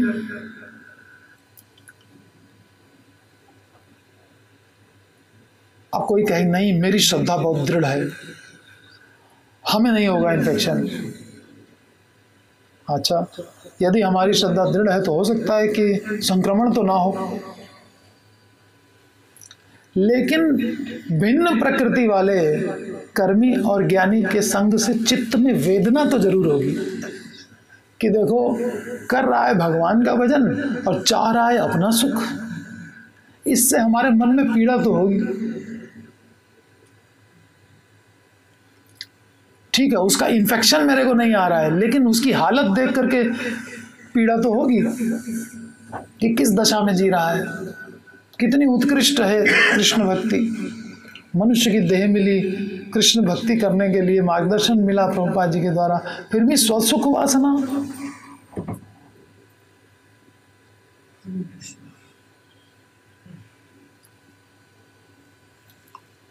उसी प्रकार से है जैसे किसी को हवाई जहाज मिल जाए और उसको साइकिल की तरह वो पैदल घसीटता वो चले, और उसके अंदर बैठो, अच्छे पायलट बनो, सीखो, उड़ाओ, देखो कितनी तेज चलता है। यहाँ से लंदन तक पहुँचा देगा तुमको 2 घंटे में। और तुम यहाँ पैदल लेके चल रहे हो तो अमीनाबाद भी नहीं पहुँच पाओगे, 2 घंटे में सड़क जाम हो जाएगी, एक पल में कहीं से कहाँ से कहाँ फंस। है ना। तो ये मनुष्य देह जो है ये हरिनाम करके गोलोक जा सकता है इसके माध्यम से, लेकिन इससे स्वसुख वासना में पड़े हुए हैं। जैसे कुत्ता बिल्ली सुअर, उनको भी स्वसुख वासना है ना। आहार कहाँ है, निद्रा कहाँ करेंगे, where is food where is sex. Prabhupada कहते हैं सुबह सुबह चिड़ियाँ जो है चूं चूं चूं चूं करने लगती हैं, तो क्या बातें कर रही हैं आपस में, where is food where is shelter where is sex, यही बातें करती हैं। और उनके पास 4 के अलावा 5वां काम ही नहीं है। मनुष्य है जो भक्ति कर सकता है, पर वो ना करे तो जानवर के बराबर है। धर्मो ही एको अधिको विशेषो, एक धर्म है जो हमको जानवर से अलग करता है। और सवई पुंसाम परो धर्मो ये तो भक्ति रधुक्ष, धर्म वही है जिससे भक्ति बढ़े।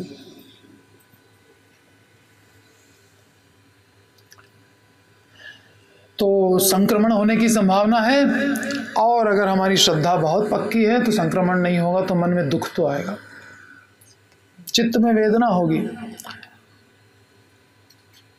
और भक्ति करके व्यक्ति ये ना आत्मा सुप्रसिद्धति उस कंडीशन में था, दिव्य आनंद भोग रहा था, और कहाँ इसको वेदना मिल गई ऐसे व्यक्ति का संग करके, तो वो नहीं करना चाहेगा ना। इसीलिए तो भक्त लोग एकांत में होते चले जाते हैं।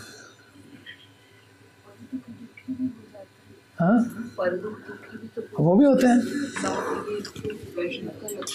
ये इसीलिए तो प्रचारक बहुत दयालु होता है कि वो जो आध्यात्मिक सुख का भोग कर रहा होता है उसको भी त्याग करके तब आता है आपके पास, और आप उसकी वैल्यू नहीं समझते हो। उसने भौतिक सुख तो छोड़ा ही छोड़ा, और वो दिव्य सुख भी छोड़ करके इस वेदना को सह रहा है कि आप लोग दुखी हो रहे हो, और वो कुछ कह रहा है और हम उसकी नहीं मान रहे, मनमानी चला रहे हैं। प्रभुपाद जी कहाँ से कहाँ चले गए। वृंदावन में जिसको रूम मिला रूप गोस्वामी की समाधि के पास में, कोई जाएगा छोड़ करके। सबकी डिजायर यही है कहीं भी रहता हो वो वृंदावन आके रह जाए। प्रभुपाद जी वृंदावन छोड़ करके अमेरिका जा रहे हैं प्रचार करने के लिए, जहाँ सब नशेड़ी गंजेड़ी लोग बैठे हैं, चारों नियम का उल्लंघन कर रहे हैं खुलेआम, तो चित्त में वेदना तो होगी।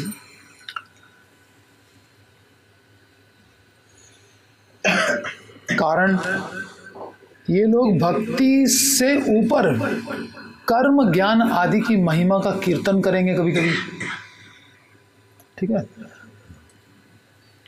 ठीक है भक्ति करो, लेकिन ऐसा थोड़ी कि कर्म छोड़ करके भक्ति करो।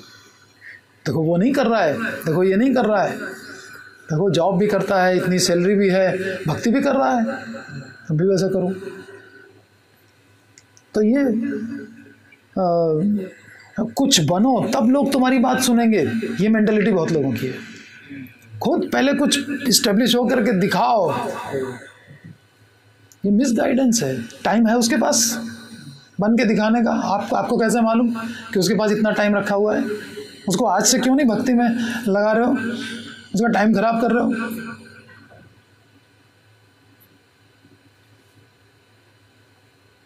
हमारे ही बच्चों की क्या गारंटी है कि उनके पास कल का दिन है? कोई गारंटी नहीं है। फिर भी हम उनको जो है कर्म में लगा करके और मटेरियल चीज़ों में लगा करके और सोचते हैं बाद में भक्ति करेगा। ये कौन सी इंटेलिजेंस है?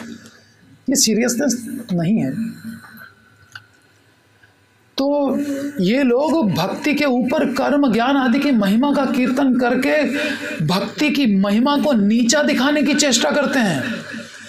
करते हैं कि नहीं करते? भक्ति की महिमा को नीचा दिखा।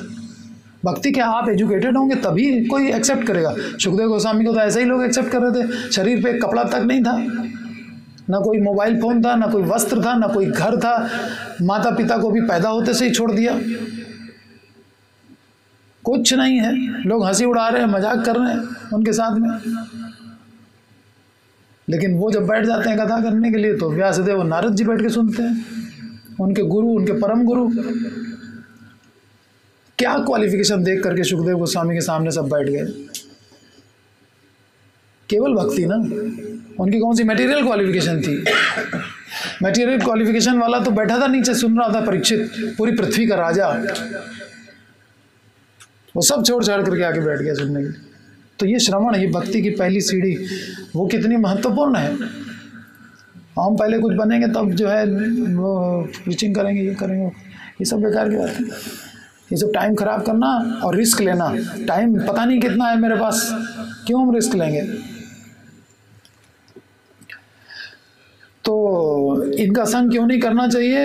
एक तो संक्रमण की संभावना, दूसरा चित्त में वेदना होने की संभावना, और वेदना का कारण क्या है?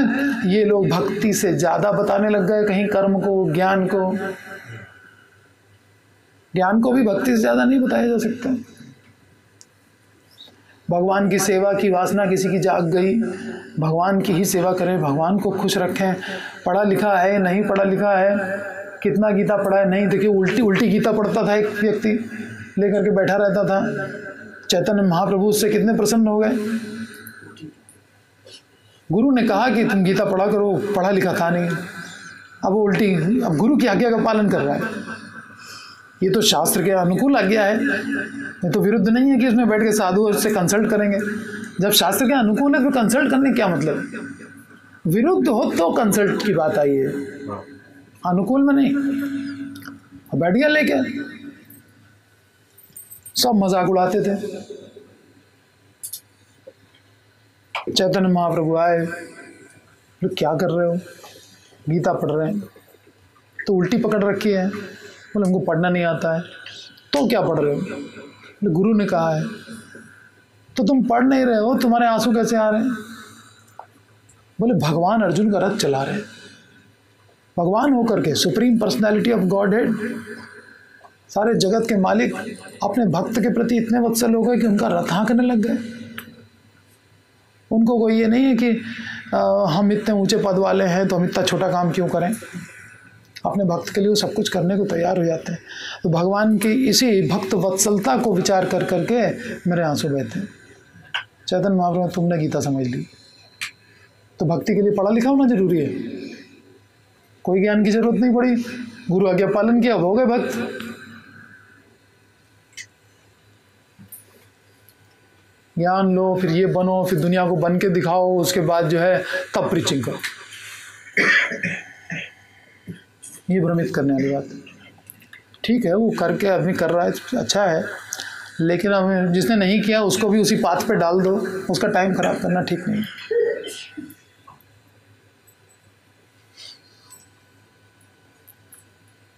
तो कर्म ज्ञान आदि की महिमा का कीर्तन करके भक्ति की महिमा को नीचा दिखाने की ये लोग चेष्टा करते हैं।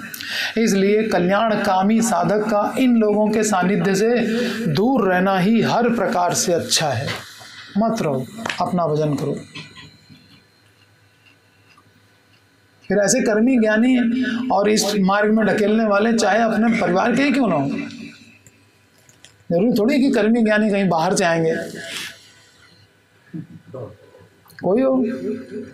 इस पद में नरोत्तम दास ठाकुर इसी सिद्धांत की गर्जना के साथ दृढ़ता पूर्वक घोषणा कर रहे हैं कि कर्मी ज्ञानी को भिन्न समझो भक्त से, उससे दूर रहो, ये तुमको पीड़ा पहुंचाएंगे, ये तुमको इन्फेक्ट कर देंगे। और किसी की भी आज्ञा हो, चाहे साधु की हो, चाहे गुरु की हो, चाहे शास्त्र की हो, तीनों को कंसल्ट करना, अपने संप्रदाय के, नहीं तो फिर कंफ्यूज होते रहो। उसने ये कहा, उसने वो कहा, वल्लभाचार्य संप्रदाय में ये कहा जा रहा है। अरे इतना तुम विस्तार नहीं ले पाओगे।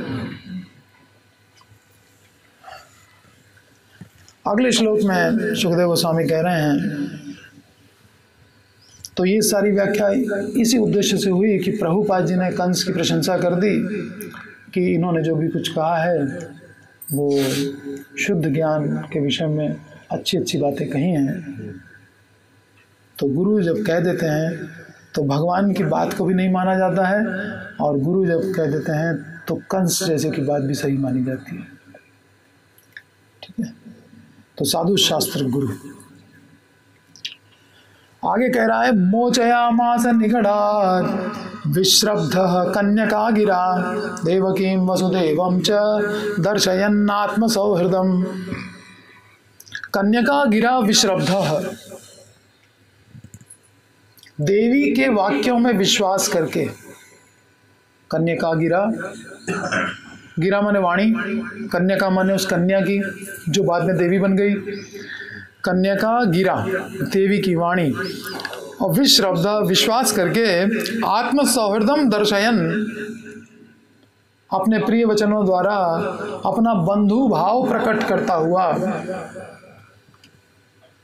देवकी वसुदेवम च निगड़ात मोचयामास, देवकी और वसुदेव को लौह श्रृंखलाओं से उसने मुक्त कर दिया। तुरंत आदेश दिया कि काट दो इनके सारे बंधन। देवकी ने पहले ही कहा था तुम प्रभु हो, कुछ भी कर सकते हो, तुम चाहे तो छोड़ दो, लेकिन पहले इसने नहीं माना। और जब दुर्गा का रूप देख लिया तब वो बात मानी, नहीं तो मारने की पूरी कोशिश की उसको भी। तब योग माया के वचनों पर विश्वास करके कंस ने इस प्रकार आत्मीयता दिखलाकर देवकी एवं वसुदेव को बंधन मुक्त कर दिया। तो इसने पहले वसुदेव की बात मानी थी तो देवकी को छोड़ दिया था, और अब इसने योग माया या कह लें दुर्गा देवी, उनकी बात मानी और वसुदेव देवकी को मुक्त कर दिया। जब अष्टभुजा महादेवी मेघ के समान गंभीर नाद से कंस को डांट डपट कर अंतर्हित हो गई, जब चली गई, अलग अलग जगहों पर अलग अलग नाम और अलग अलग स्थानों पर पूजित होने लगी संसार के जीवों द्वारा, देवताओं के द्वारा, तो कंस बहुत आश्चर्य में पड़ गया। वो मन ही मन सोचने लगा, बड़े आश्चर्य की बात है कि देवकी के गर्भ से साक्षात दुर्गा देवी ने जन्म ग्रहण किया। देवकी तो मेरी छोटी बहन, बहन की बेटी क्या कहलाती है? नहीं, दुर्गा देवी मेरी भांजी हैं।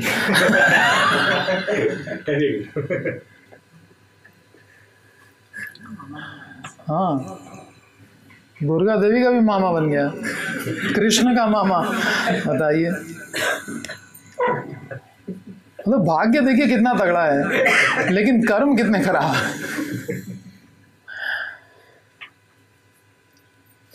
तो मन ही मन सोचने लगा, बड़े आश्चर्य की बात है कि देवकी के गर्भ से साक्षात दुर्गा देवी ने जन्म ग्रहण किया, तब तो मेरी किसी भी प्रकार से रक्षा संभव नहीं है। हाँ, मरा मैं, क्योंकि मैंने देवकी वसुदेव को बहुत सताया है। मैंने देवकी और वसुदेव पर कितना अत्याचार किया, उन्हें कारागार में डाल करके उनके बहुत से पुत्रों को मार डाला। मारता ही रहता था, 6 हैं कि कितने हैं, वो बहुत से मार दी वजह से। ये खाली 6 थोड़ी मारे होंगे, बाहर भी पता नहीं कितने मारे होंगे उस बीच में। मैंने उनके बहुत से पुत्रों को मार डाला, उनका कितना तिरस्कार किया। वो दे नहीं रही थी, हमसे गिड़गिड़ा रही थी, हमने टांग पकड़ के खींच लिया योग माया को। बहुत मैंने तिरस्कार किया, कितनी पीड़ा थी, कितना देव की रोई। क्या वे अष्टभुजा देवी मुझे क्षमा करेंगी? अब उसको चिंता ये नहीं है कि देवकी क्या करेगी नहीं करेगी। अब वो देवी जो इसकी पुत्री है वो बदला लेगी जरूर, क्योंकि आत्मवत मन्यते जगत। जैसा व्यक्ति खुद होता है वैसा ही दूसरे को समझता है। तो खुद चूंकि उसका कोई जरा सा बाल वाका कर दे तो वो बदला लेने के लिए तैयार है। तो अब वो सोच रहा है दुर्गा भी हमको हमारे साथ ऐसे ही करने वाली है। उनके माँ बाप को हमने सताया है तो बदला लेगी। वे अष्टभुजा देवी क्या मुझे क्षमा करेंगी? मैं उनके माता पिता का शत्रु हूं, वे निश्चित ही मुझे समुचित दंड देंगे, कायदे से हमको दंड देंगे, बिल्कुल जो मेरे लिए उचित होगा। छोड़े तो नहीं जाएंगे हम, ये समझ में आ गया। और अभी तक मारा नहीं है। ये पता नहीं कौन सा मेरा पुण्य है कि दुर्गा देवी आई भी, 8 भुजाएं भी थी और सब शस्त्र भी धारण किए थे, लात भी मारी मेरे सिर पे और तलवार चलाई नहीं। ये बड़े आश्चर्य की बात है। न जाने कौन से पुण्य प्रताप के कारण अभी तक मेरी मृत्यु हुई नहीं है। कुछ तो हमने, फिर वही आत्मा केंद्रित, हमने कुछ पुण्य किया होगा। क्रेडिट लेना वो छोड़ नहीं रहा अभी भी। किस पुण्य के प्रताप से? भक्त लोग क्या बोलते हैं? अहेतु की कृपा। इसको अहेतु की कृपा इतनी दैन्य थोड़ी ना है। दीन शब्द का प्रयोग खाली आप लोग दीन वत्सल हो इसलिए मुझे क्षमा कर दो, अपनी क्षमा के लिए दीन शब्द का प्रयोग अपने लिए कर दिया, पर है नहीं।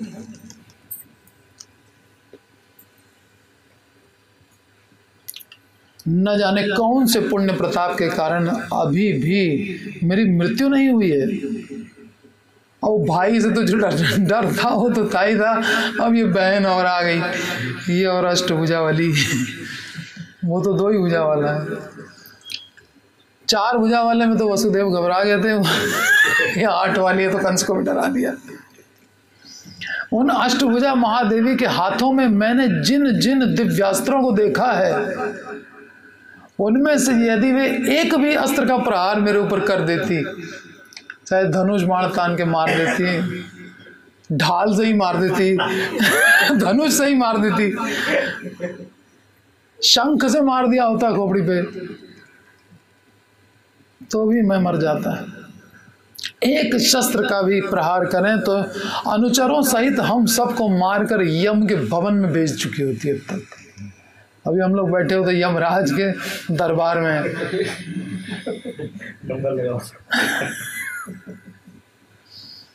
उनके एक ही पदाघात से मैं अधमरा हो गया था। चारों खाने चित्त, आंखों के सामने अंधेरा छा गया। जब होश आया तो देखा देवता सब स्तुति कर रहे हैं दुर्गा जी की। अतः जैसे भी हो, अब देवकी और वसुदेव को किसी प्रकार से प्रसन्न करना मेरा कर्तव्य है। माँ बाप अगर माफ कर देंगे तो बेटी तो माफ कर ही देगी, और ये इन्होंने अगर माफ नहीं किया तो बेटी तो दिव्यास्त्र, वो भी अस्त्रों की तो पहचान उसको होगी ना। वो दिन भर तो अस्त्रों का ही प्रयोग करता रहता था, युद्ध लड़ना, ये करना। क्षत्रिय था ही, जो भगवान तक से लड़ने के लिए तैयार हो गया उसको शस्त्रों का ज्ञान तो होगा ना।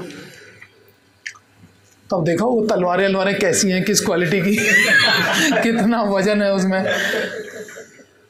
अब AK-47 है कि क्या है, कौन सी 58 है, पहचान उसको होगी। अब उसने देखा तो सब लेटेस्ट हथियार एकदम लिए हुए, ऑटोमेटिक वाले सब आदेश से चल पड़ेंगे। तो जैसे भी हो, अब देवकी और वसुदेव को किसी प्रकार से अब प्रसन्न करना ही पड़ेगा, ये मेरा कर्तव्य है। क्योंकि उनकी कृपा से यदि मेरे प्राण की रक्षा हो जाए तो अच्छा है, नहीं तो दूसरा कोई उपाय नहीं है। वो तो बहुत बड़ी है दुर्गा, वो तो मेरी सुनेगी नहीं, वो तो भक्तों की सुनती होगी। हम तो पापी हैं, उनके माँ बाप के को जो है हमने कितना कष्ट दिया है। उनके दुर्गा देवी के भाइयों को मारा है हमने 6-6। ये तो छोड़ेगी नहीं। हाँ, माँ बाप अगर क्षमा कर दें, मेरी बहन क्षमा कर दे, अब बहन तुम साध्वी हो, तुम ये हो, सब मीठे मीठे शब्द निकल रहे हैं। कंस तब विलंब न करके कारागार के बाहर चला गया था। जब देखा लड़की है, टांग पकड़ के खींच लिया देवकी की गोद से, एक हाथ से देवकी को पकड़ा, दूसरे हाथ से टांग पकड़ के खींचा और बाहर गया। बाहर देखा एक शिला रखी थी, उस शिला पे बस ले जा करके पटक दिया। पटका तो उछल गई, वो आकाश में जाके अष्टभुजा रूप धारण कर लिया और कहा मुझे मारने से क्या होगा, तुम्हारा जन्म जन्म का शत्रु जो है वो कहीं जन्म ले चुका है, अब ये सब बंद करो, ये पाप कर्म जो कर रहे हो। ऐसे कह करके और देवता और सब किन्नर सब लोग हैं स्तुतियाँ करने लग गए, और उसके बाद वो जगह जगह पे जा करके पूजित होने लग गई। अब इसने कहा कि अब वो फिर कब आ जाए पता नहीं है, किसी भी क्षण आके प्रकट हो जाएगी और मार डालेगी। तो बिना विलंब किए वो कारागार के अंदर वापस आया और देवकी और वसुदेव को मुक्त कर, इनको छोड़ो, काटो इनके हथकड़ियाँ बेड़ियाँ सब छेनियाँ थोड़ी ला के खटाखट काटना चालू किया।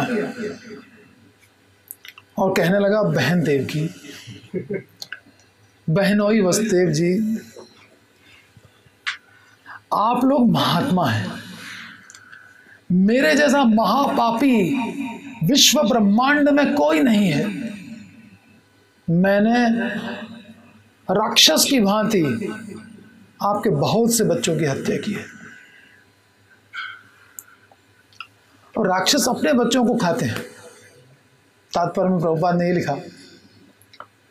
तो अब देवकी के बच्चे अपने बच्चे लगने लगे इसको, जैसे राक्षस अपने बच्चों को खाता वैसे मैंने भी अपने बच्चों को खाया। मेरे ही बच्चे भांजे ही तो थे, उनको मार डाला मैंने। आत्मीयता दिखा रहा है। आप लोग महात्मा हैं, मेरे जैसा महापापी विश्व ब्रह्मांड में कोई नहीं है। मैंने राक्षस की भांति आपके बहुत से बच्चों की हत्या की है। प्राचीन काल में राक्षस अपने बच्चों को खा जाते थे। एक दिन पार्वती जी ने किसी राक्षस को अपने शिशु को खाते हुए देखा। पार्वती जी ने एक बार देखा राक्षस अपने बच्चे को खा रहा है, तो उनको बड़ी दया आ गई। तो उन्होंने कृपा करके उन बच्चों की जीवन की रक्षा के लिए कहा कि आज से राक्षस बालक जन्म लेने के साथ ही साथ पूर्ण अवयव युक्त होंगे, यानी बॉडी उनकी फुल मैच्योर पैदा होगी। ये नहीं कि राक्षस पहले छोटा था, धीरे धीरे करके पाल रहे हैं, पोस रहे हैं, दूध पिला रही है माँ, बड़ा हो रहा है, नहीं सीधे बड़ा ही पैदा होगा राक्षस। ये छोटा होता है तो ये लोग दुरुपयोग करते हैं, खा जाते हैं, है ना। अब खा नहीं पाएंगे, अब तुम्हारे टक्कर का आओ। तो पार्वती जी, है ना, मया दक्षिण प्रकृति सूयते से चराचरम, दिखा दिया उन्होंने कैसे हम चराचरम को रचते हैं।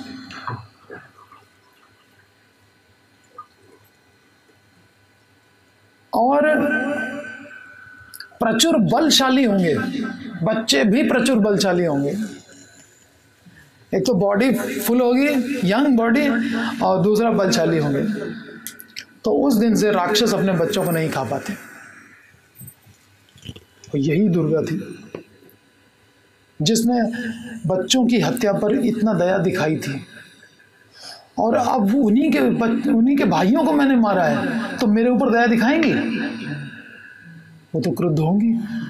उनको बच्चों पे कितनी दया है। राक्षस के बच्चों पे दया थी तो देवकी के बच्चे थे, ये तो उसके अपने भाई कृष्ण के भाई थे। अब तो मैं गया, बहुत डर गया, दुर्गा से डर गया। कृष्ण तो भूल गया उसको कि वो कहीं पैदा हो गया है तो हो गया है, तो हो गया है, पहले तो इससे निपटो। ये बहुत भयानक है।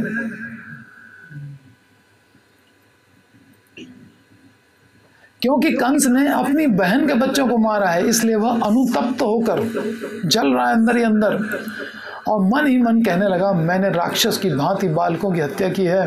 बहन की और अपनी संतान में भेद न करते हुए कंस ने अपने को राक्षस तुल्य माना। अपने तुच्छ प्राणों की ममता से मेरे हृदय से धर्म बुद्धि दूर हो गई थी। धर्म मेरा सब चला गया था, पता नहीं कहाँ। किस लिए? अपने तुच्छ प्राणों की ममता के कारण। प्राणों में ममता मेरी जाके अटक गई। मैं न मरूं और लोग सब मर जाए मिले। वसुदेव मेरे बहनोई हैं, देवक मेरे चाचा जी हैं, देवकी के पिताजी। सगी बहन नहीं थी, चचेरी बहन थी। देवक मेरे चाचा जी हैं और यादवगण मेरे बंधु बांधव हैं। परंतु मैंने किसी के साथ सद्भावना नहीं रखी। यादवगण माने यदुवंश, यानी वसुदेव का वंश। मैंने किसी के साथ सद्भावना नहीं रखी। इच्छानुरूप पाप कर्म किए, जो मन में आया वो पाप किया मैंने। न जाने मरने के बाद मुझे कौन से नरक की गति होगी प्राप्त। ब्रह्मघाती महापापी का महारौरव आदि नरकों में दुख भोग से पाप समाप्त हो जाता है। जो ब्राह्मणों की हत्याएं करते हैं उनका महारौरव नामक नरक में जाकर के दुख भोगते हैं तो उनका पाप कट जाता है, परंतु मेरे स्पर्श से तो नरक भी दूषित हो जाएगा। ठीक है, ब्राह्मण की हत्या, जन्मना जायते शूद्रा, जन्म से सब शूद्र होते हैं, संस्कार से द्विज बनता है। चलो बड़े हो गए तब तुमने मारा तो कम से कम कुछ तो विरोध भी कर सकता था, हमने तो बच्चों को मारा है, ब्राह्मण को नहीं, बच्चों को मार दिया, वो भी दुर्गा के भाई। नरक भी दूषित हो जाएगा मेरे स्पर्श से। मेरे इस जीवन का कोई मूल्य नहीं है, मैं जीवित होकर के भी मृत हूं। देवकी मेरे स्नेह की पात्री है, छोटी बहन है, प्यार करना चाहिए। उसके विवाह उत्सव में जब मैं उसका रथ हाँक रहा था, हाँक कर उसके पति के घर उसको छोड़ने जा रहा था, तभी आकाशवाणी सुनकर मैं जान पाया कि इसका 8वां गर्भ, इसके 8वें गर्भ की संतान मेरा वध करेगी। हमको थोड़ी पता था, तब हमको मालूम पड़ा। चलो आकाशवाणी हुई थी, दिखा नहीं कौन बोल रहा है। उसके बाद नारद जी आए, नारद जी से भी यह सुना कि देवताओं ने मुझे जान से मार डालने के लिए षड्यंत्र करके यदुकुल में जन्म लिया है। भगवान का आदेश था क्षीरोदक्षाय विष्णु का, एवं मेरा पूर्व शत्रु विष्णु देवकी के गर्भ से जन्म लेकर मुझे मार डालेगा। ये नारद जी ने भी कंफर्म किया। तो प्राणों की ममता सबके लिए स्वाभाविक है, कौन अपने प्राण नहीं बचाना चाहता है? मैंने भी बचाने चाहे, इसलिए मैं प्राणों के भय से भीत होकर लोक और परलोक की अपेक्षा ना करते हुए, इस लोक में लोग हमको क्या कहेंगे, बहन के बच्चों का हत्यारा, बहन का हत्यारा, और बड़ी निंदा होगी, उसकी भी मैंने परवाह नहीं की। और परलोक में मेरा क्या होगा, कौन से लोक में जाऊंगा मरने के बाद इतने पाप करके, उसकी भी चिंता नहीं की। और इस महापापाचरण और आत्मीय जनों से द्रोह में प्रवृत्त हो गया। इन्फॉर्मेशन मिली देवताओं से, नारद जी से, और मैं पाप में प्रवृत्त हो गया।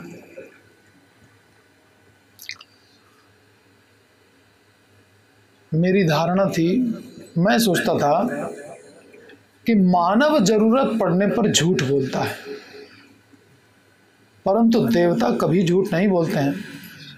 वेद में कहा गया है सत्यमेव देवा, देवता हमेशा सत्य बोलते हैं। अनृतम मनुष्या, मनुष्य है जो मौका पड़ने पे कभी कभी झूठ भी बोल देता। स्पेशली बनिया प्रॉफिट के लिए झूठ बोलता। अरे इतने का तो आया ही नहीं है, आपको कैसे दे दें, कितने का आया है उसको सब पता है, उसको बिना झूठ के उसका काम ही नहीं चलता। तो ऐसा श्रुति वाक्य है। परंतु अब मैं देख रहा हूं कि देवता भी झूठ बोलने लगे हैं, आकाशवाणी झूठी कर दी। मैंने भी दैववाणी में विश्वास करके कितना भयंकर कुकर्म किया। मेरा कुकर्म है दैववाणी में विश्वास, या विश्वास करके जो आगे कुकर्म किए, बिना कारण ही अपनी बहन की संतानों को मार डाला। देखो 8वां पुत्र हुआ भी नहीं, लड़की निकल आई। तो बहिर्मुख जीवों का यह स्वभाव होता है कि जब तक उनमें सामर्थ्य होती है तब तक वे किसी के सामने झुकते नहीं। जब तक शरीर में क्षमता है झुकेंगे नहीं,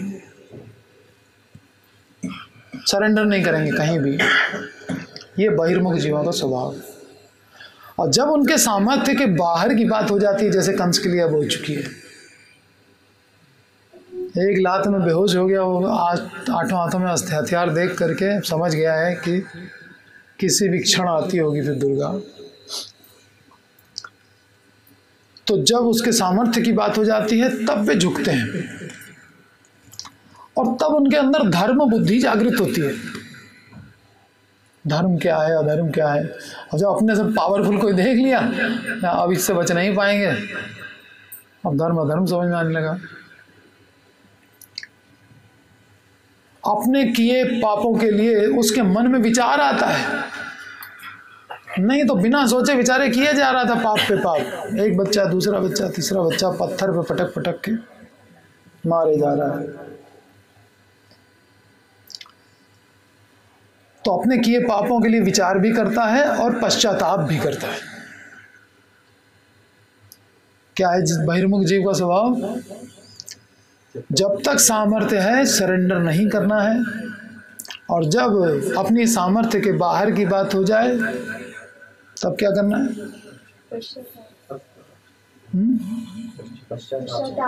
तब पश्चाताप भी करेगा, तब उसके अंदर धर्म बुद्धि भी जागृत हो जाएगी, तब वो झुकेगा भी। अब देवकी वसुदेव के पैर पकड़ रहा है, रो रहा है, आंसुओं से मुख पूरा भर गया है। कंस आकाश गामिनी अष्टभुजा देवी को देखकर समझ गया कि करोड़ों कंस मिलकर उसके कटाक्ष बाण का वेग भी सहन नहीं कर सकते। अगर दुर्गा जी ने घूर के देख लिया तिरछी नजर से, उसको भी करोड़ों कंस न झेल पाएंगे। ये उसके समझ में आ गया। कटाक्ष बाण का वेग भी नहीं सहन कर सकते, इसलिए कंस अब वसुदेव देवकी के सामने झुक गया। सामर्थ्य के बाहर की बात हो गई। उसकी धर्म बुद्धि प्रकाशित हो गई एवं अपने किए हुए पापों के लिए अनुताप करने लगा। धर्म बुद्धि कैसे जागृत हो गई? जब अपने से पावरफुल कोई देख लिया, तो जब अपने से पावरफुल देखा तो किसने जागृत कर दी धर्म बुद्धि? मत्तो स्मृति ज्ञानम अपहनम च। तो भगवान ने कहा ये लो बुद्धि, ददामी बुद्धि। वही देते हैं बुद्धि, नहीं तो धर्म बुद्धि बुला देते हैं। जाको प्रभु ताकि तो मति हरना, तो भगवान के बायात पे खेले, है कि नहीं? मत्तो स्मृति ज्ञानम अपोहनम, अपोहनम माने मति हरना,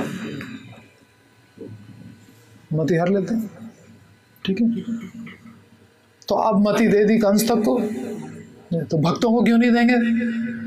भक्त अगर प्रेम से भगवान का नाम ले रहे हैं, सेवा में लगे हैं, भगवान की लीलाओं कथाओं उसमें आनंद ले रहे हैं, और सब भक्त साथ में बैठ करके हरि कथा, हरि कीर्तन, हरि प्रसाद का आदर के साथ में सेवन कर रहे हैं, उनको भगवान क्यों नहीं बुद्धि योग देंगे? बिल्कुल देंगे। कंस को दे सकते हैं तो उनको नहीं देंगे।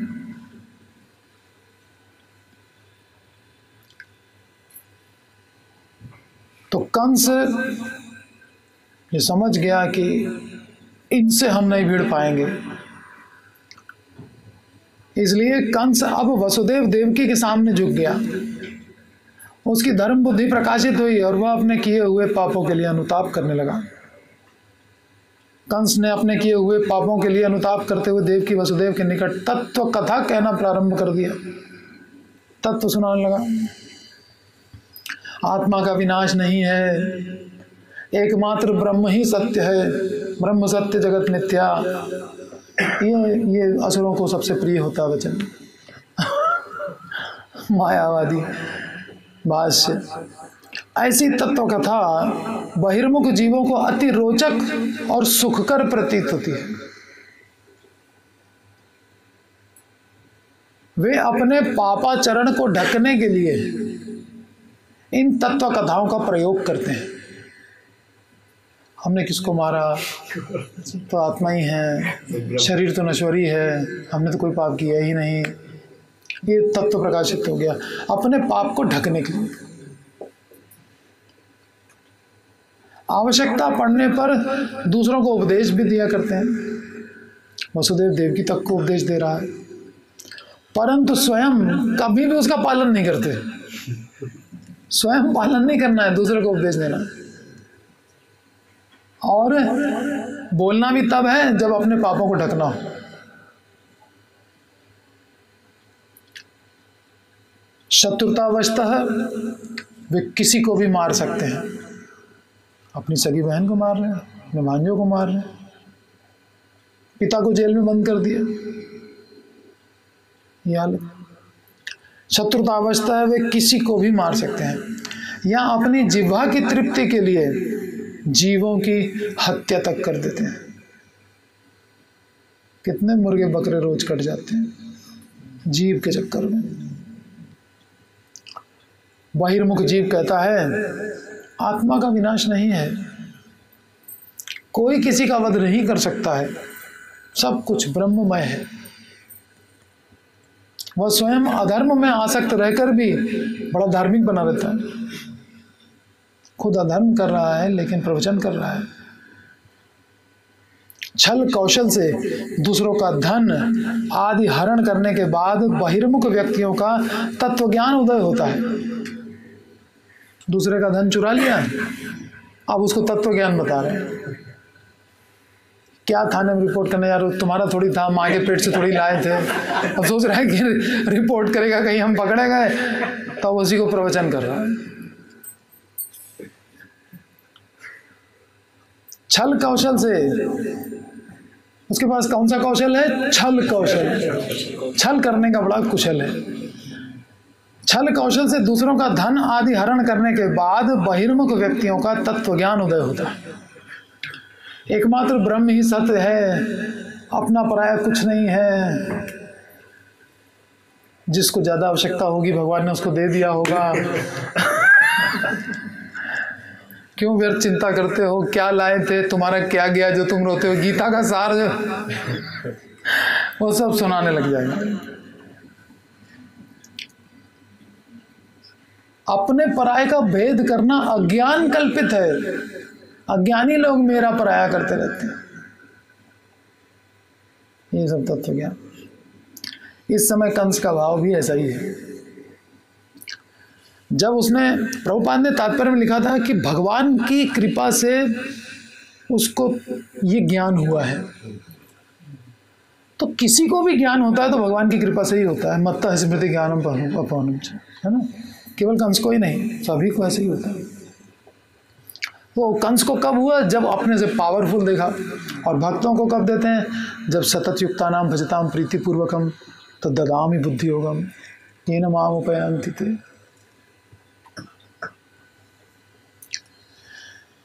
तो कंस का भाव ऐसा ही है। जब उसने दैववाणी से सुना था कि देवकी के अष्टम गर्भ का संतान उसका प्राण नाश करेगा, तब उसे आत्मा का विनाश नहीं है, ये तत्व कथा स्मरण नहीं थी कि हम थोड़ी मरेंगे, आत्मा थोड़ी मरती है। ये तब याद नहीं था। दूसरे बच्चे मार दिए, आत्मा थोड़ी मरती है। उसको तत्व ज्ञान सुना रहे।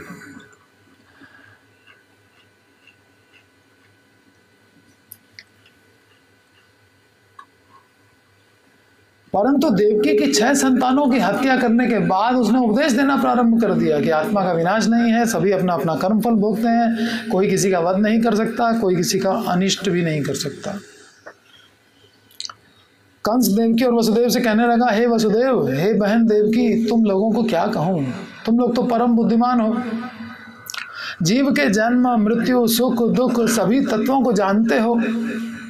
तुम्हारे बहुत से पुत्र मारे गए हैं, उनके लिए शोक या दुख मत करो। तत्वज्ञ हो तुम लोग, तो ऐसे थोड़ी होता ऑर्डिनरी। दुर्गा आखिर तुम्हारी बेटी हुई है, उसको याद करो, शाश्वत है वो। क्योंकि सभी अपने अपने कर्मों का फल भोगते हैं। उन्होंने फल भोग लिया। पुत्र कन्या पिता माता आदि के साथ चिरकाल तक एक साथ निवास करना संभव नहीं होता। अपने अपने कर्म फल से कौन कहाँ जाता है इसका निर्णय भी कोई नहीं कर सकता। मिट्टी से घट आदि की उत्पत्ति होती है, फिर उसका विनाश होता है, परंतु घट आदि की उत्पत्ति और विनाश से मिट्टी की उत्पत्ति या विनाश नहीं होता। घट की उत्पत्ति होती है, घट का विनाश होता है। मिट्टी की उत्पत्ति नहीं हुई है, मिट्टी का विनाश नहीं हुआ। ऐसे ही देह का निर्माण होता है, आत्मा का नहीं होता। देह नष्ट होती है, आत्मा नष्ट नहीं होती। इस प्रकार आत्मा का बहुत से देहों के साथ संयोग और वियोग होता है, परंतु उससे आत्मा का कुछ भी बनता बिगड़ता नहीं है। जो आत्मा को अविनाशी नहीं जानता वह देह को ही आत्मा समझता है। कंस ने देवकी को और भी आगे कहा कि देवकी तुम बाल्यकाल से ही परम बुद्धिमती हो, विशेषकर परम धार्मिक वसुदेव के संसर्गवश तुम्हारा हृदय धर्म भाव में डूबा हुआ है। तुम तो वैसे ही बुद्धिमान थी, यानी अपने कुल कभी मर्यादा मतलब उसका मान न घटने पाए कि वसुदेव ने ही सारा ज्ञान तुमको दिया है। हाँ, हम लोगों ने भी सिखा पढ़ा के तुमको भेजा था, शादी कराई थी, सयानी हो गई थी तब, तो तुम तो वैसे ही बुद्धिमान थी और अब वसुदेव का संसर्ग कर रही हो, वो देखो कितना धर्मात्मा है। तो अब तो तुम्हारा हृदय धर्म भाव में डूबा हुआ है, मैं तुम्हें और क्या समझाऊं, तुम खाली हमको माफ कर दो।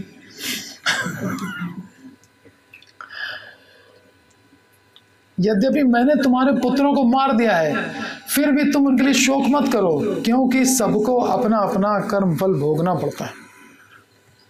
आत्मा कुछ भी नहीं करता, आत्मा का कुछ भी नहीं बिगड़ता। जो आत्म तत्व को नहीं जानते वे ही ये व्यक्ति मेरा वध करेगा, मैं उस व्यक्ति का वध कर दूंगा, ऐसा सोचते हैं। वे आत्मा को ही वध्य और वध करता मानते हैं। यथार्थ रूप में आत्मा वध्य नहीं है और वध करता भी नहीं है। जब तक आत्मा के स्वरूप का अनुभव नहीं होता तब तक देह में आत्मबुद्धि रहती है।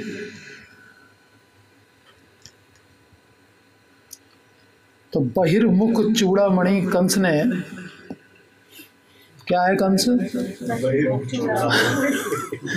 बहिर्मुखों में सबसे टॉप कर रहा है।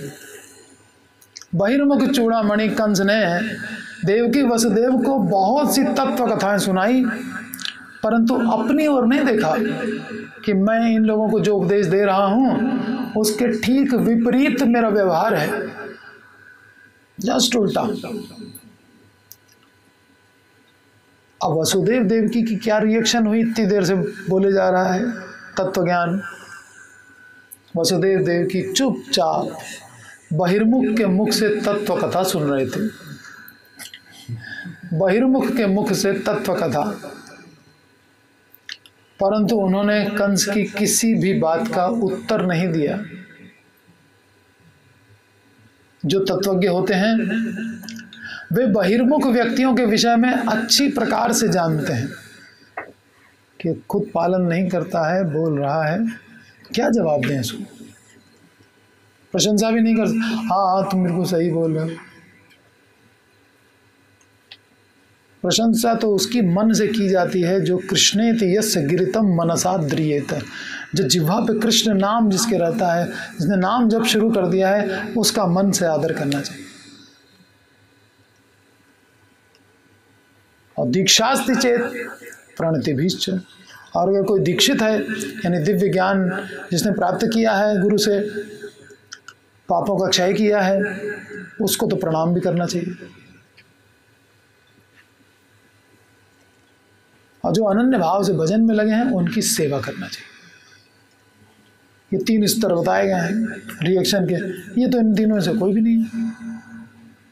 इसका क्या हम मन से सम्मान करें, क्या हम इसको प्रणाम करें, क्या हम वाणी से इसका सम्मान करें, या हम इसकी सेवा करें, कुछ नहीं कर सकते। इसलिए चुप क्या करेंगे। वसुदेव देव की चुपचाप सुन रहे हैं बहिर्मुख चूड़ामणि के मुख से तत्व कथा। जो तत्वज्ञ होते हैं वे बहिर्मुख व्यक्तियों के विषय में अच्छी प्रकार से जानते हैं। बहिर्मुख व्यक्ति मुख से बहुत तत्व कथा कह सकते हैं, परंतु व्यवहार में उनकी परीक्षा हो जाती है। टेस्ट कहाँ होता है? प्रैक्टिकल में। थ्योरी तो बहुत बोल जाओ, राम राम राम राम, बिल्ली ने पकड़ लिया, टें टें टें, हो गई परीक्षा। अब राम राम नहीं निकलना, मुसीबत आई थी, और उसी के लिए तो प्रैक्टिस करनी थी, मुसीबत के लिए। अंत में जब अंत काले च मामेव स्मरण मुक्ता कलेवरम, उसी के लिए सारी जिंदगी का अभ्यास था, लेकिन उसी समय नहीं निकला। कोटि कोटि मुनि जतन कराही, अंत राम कही आवत नाही।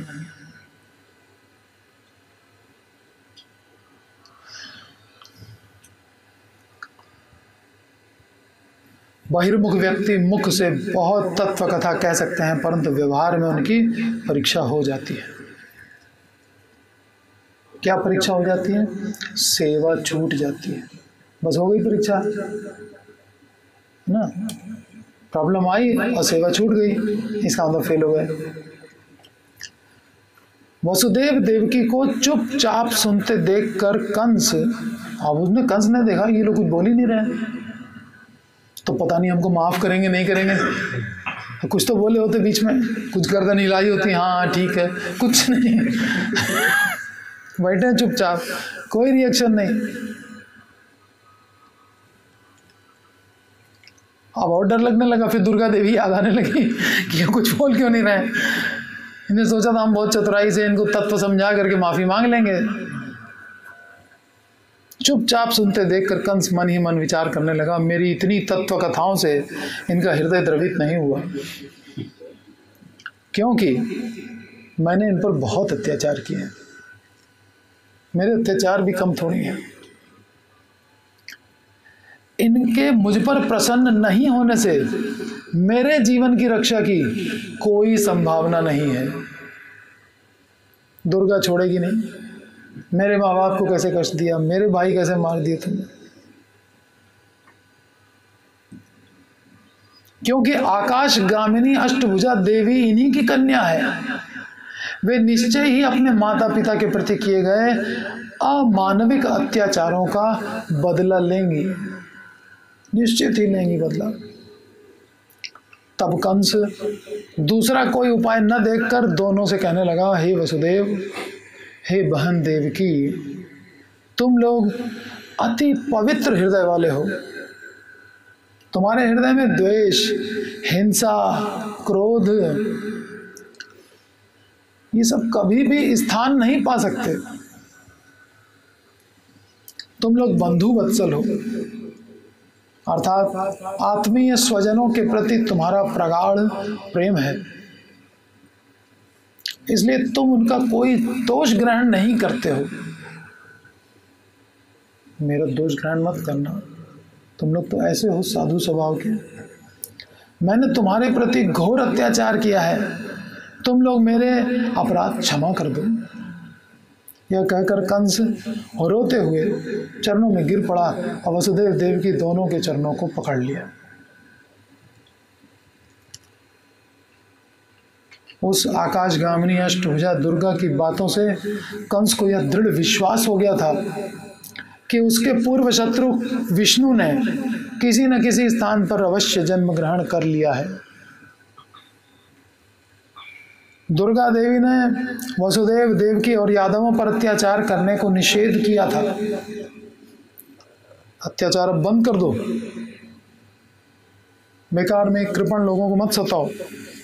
आता है कंस उनका आदेश पालन करने के लिए प्रस्तुत हो गया कि उन्होंने मना किया है कि अब अत्याचार बंद करो, तब हम बंद कर दे रहे हैं। अब हमें खाली एक बार माफ़ी मिल जाए देवकी वसुदेव से, बस।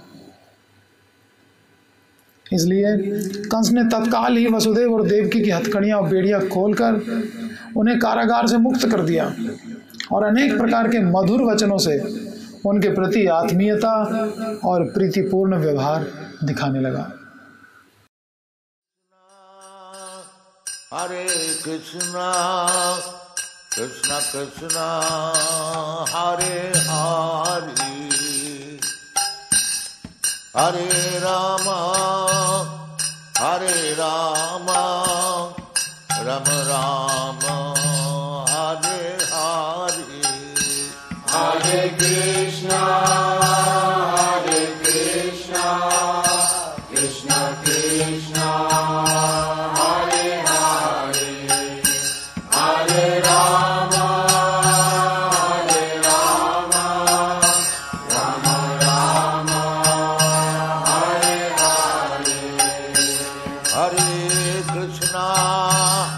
हरे कृष्णा कृष्णा कृष्णा हरे हरे, हरे राम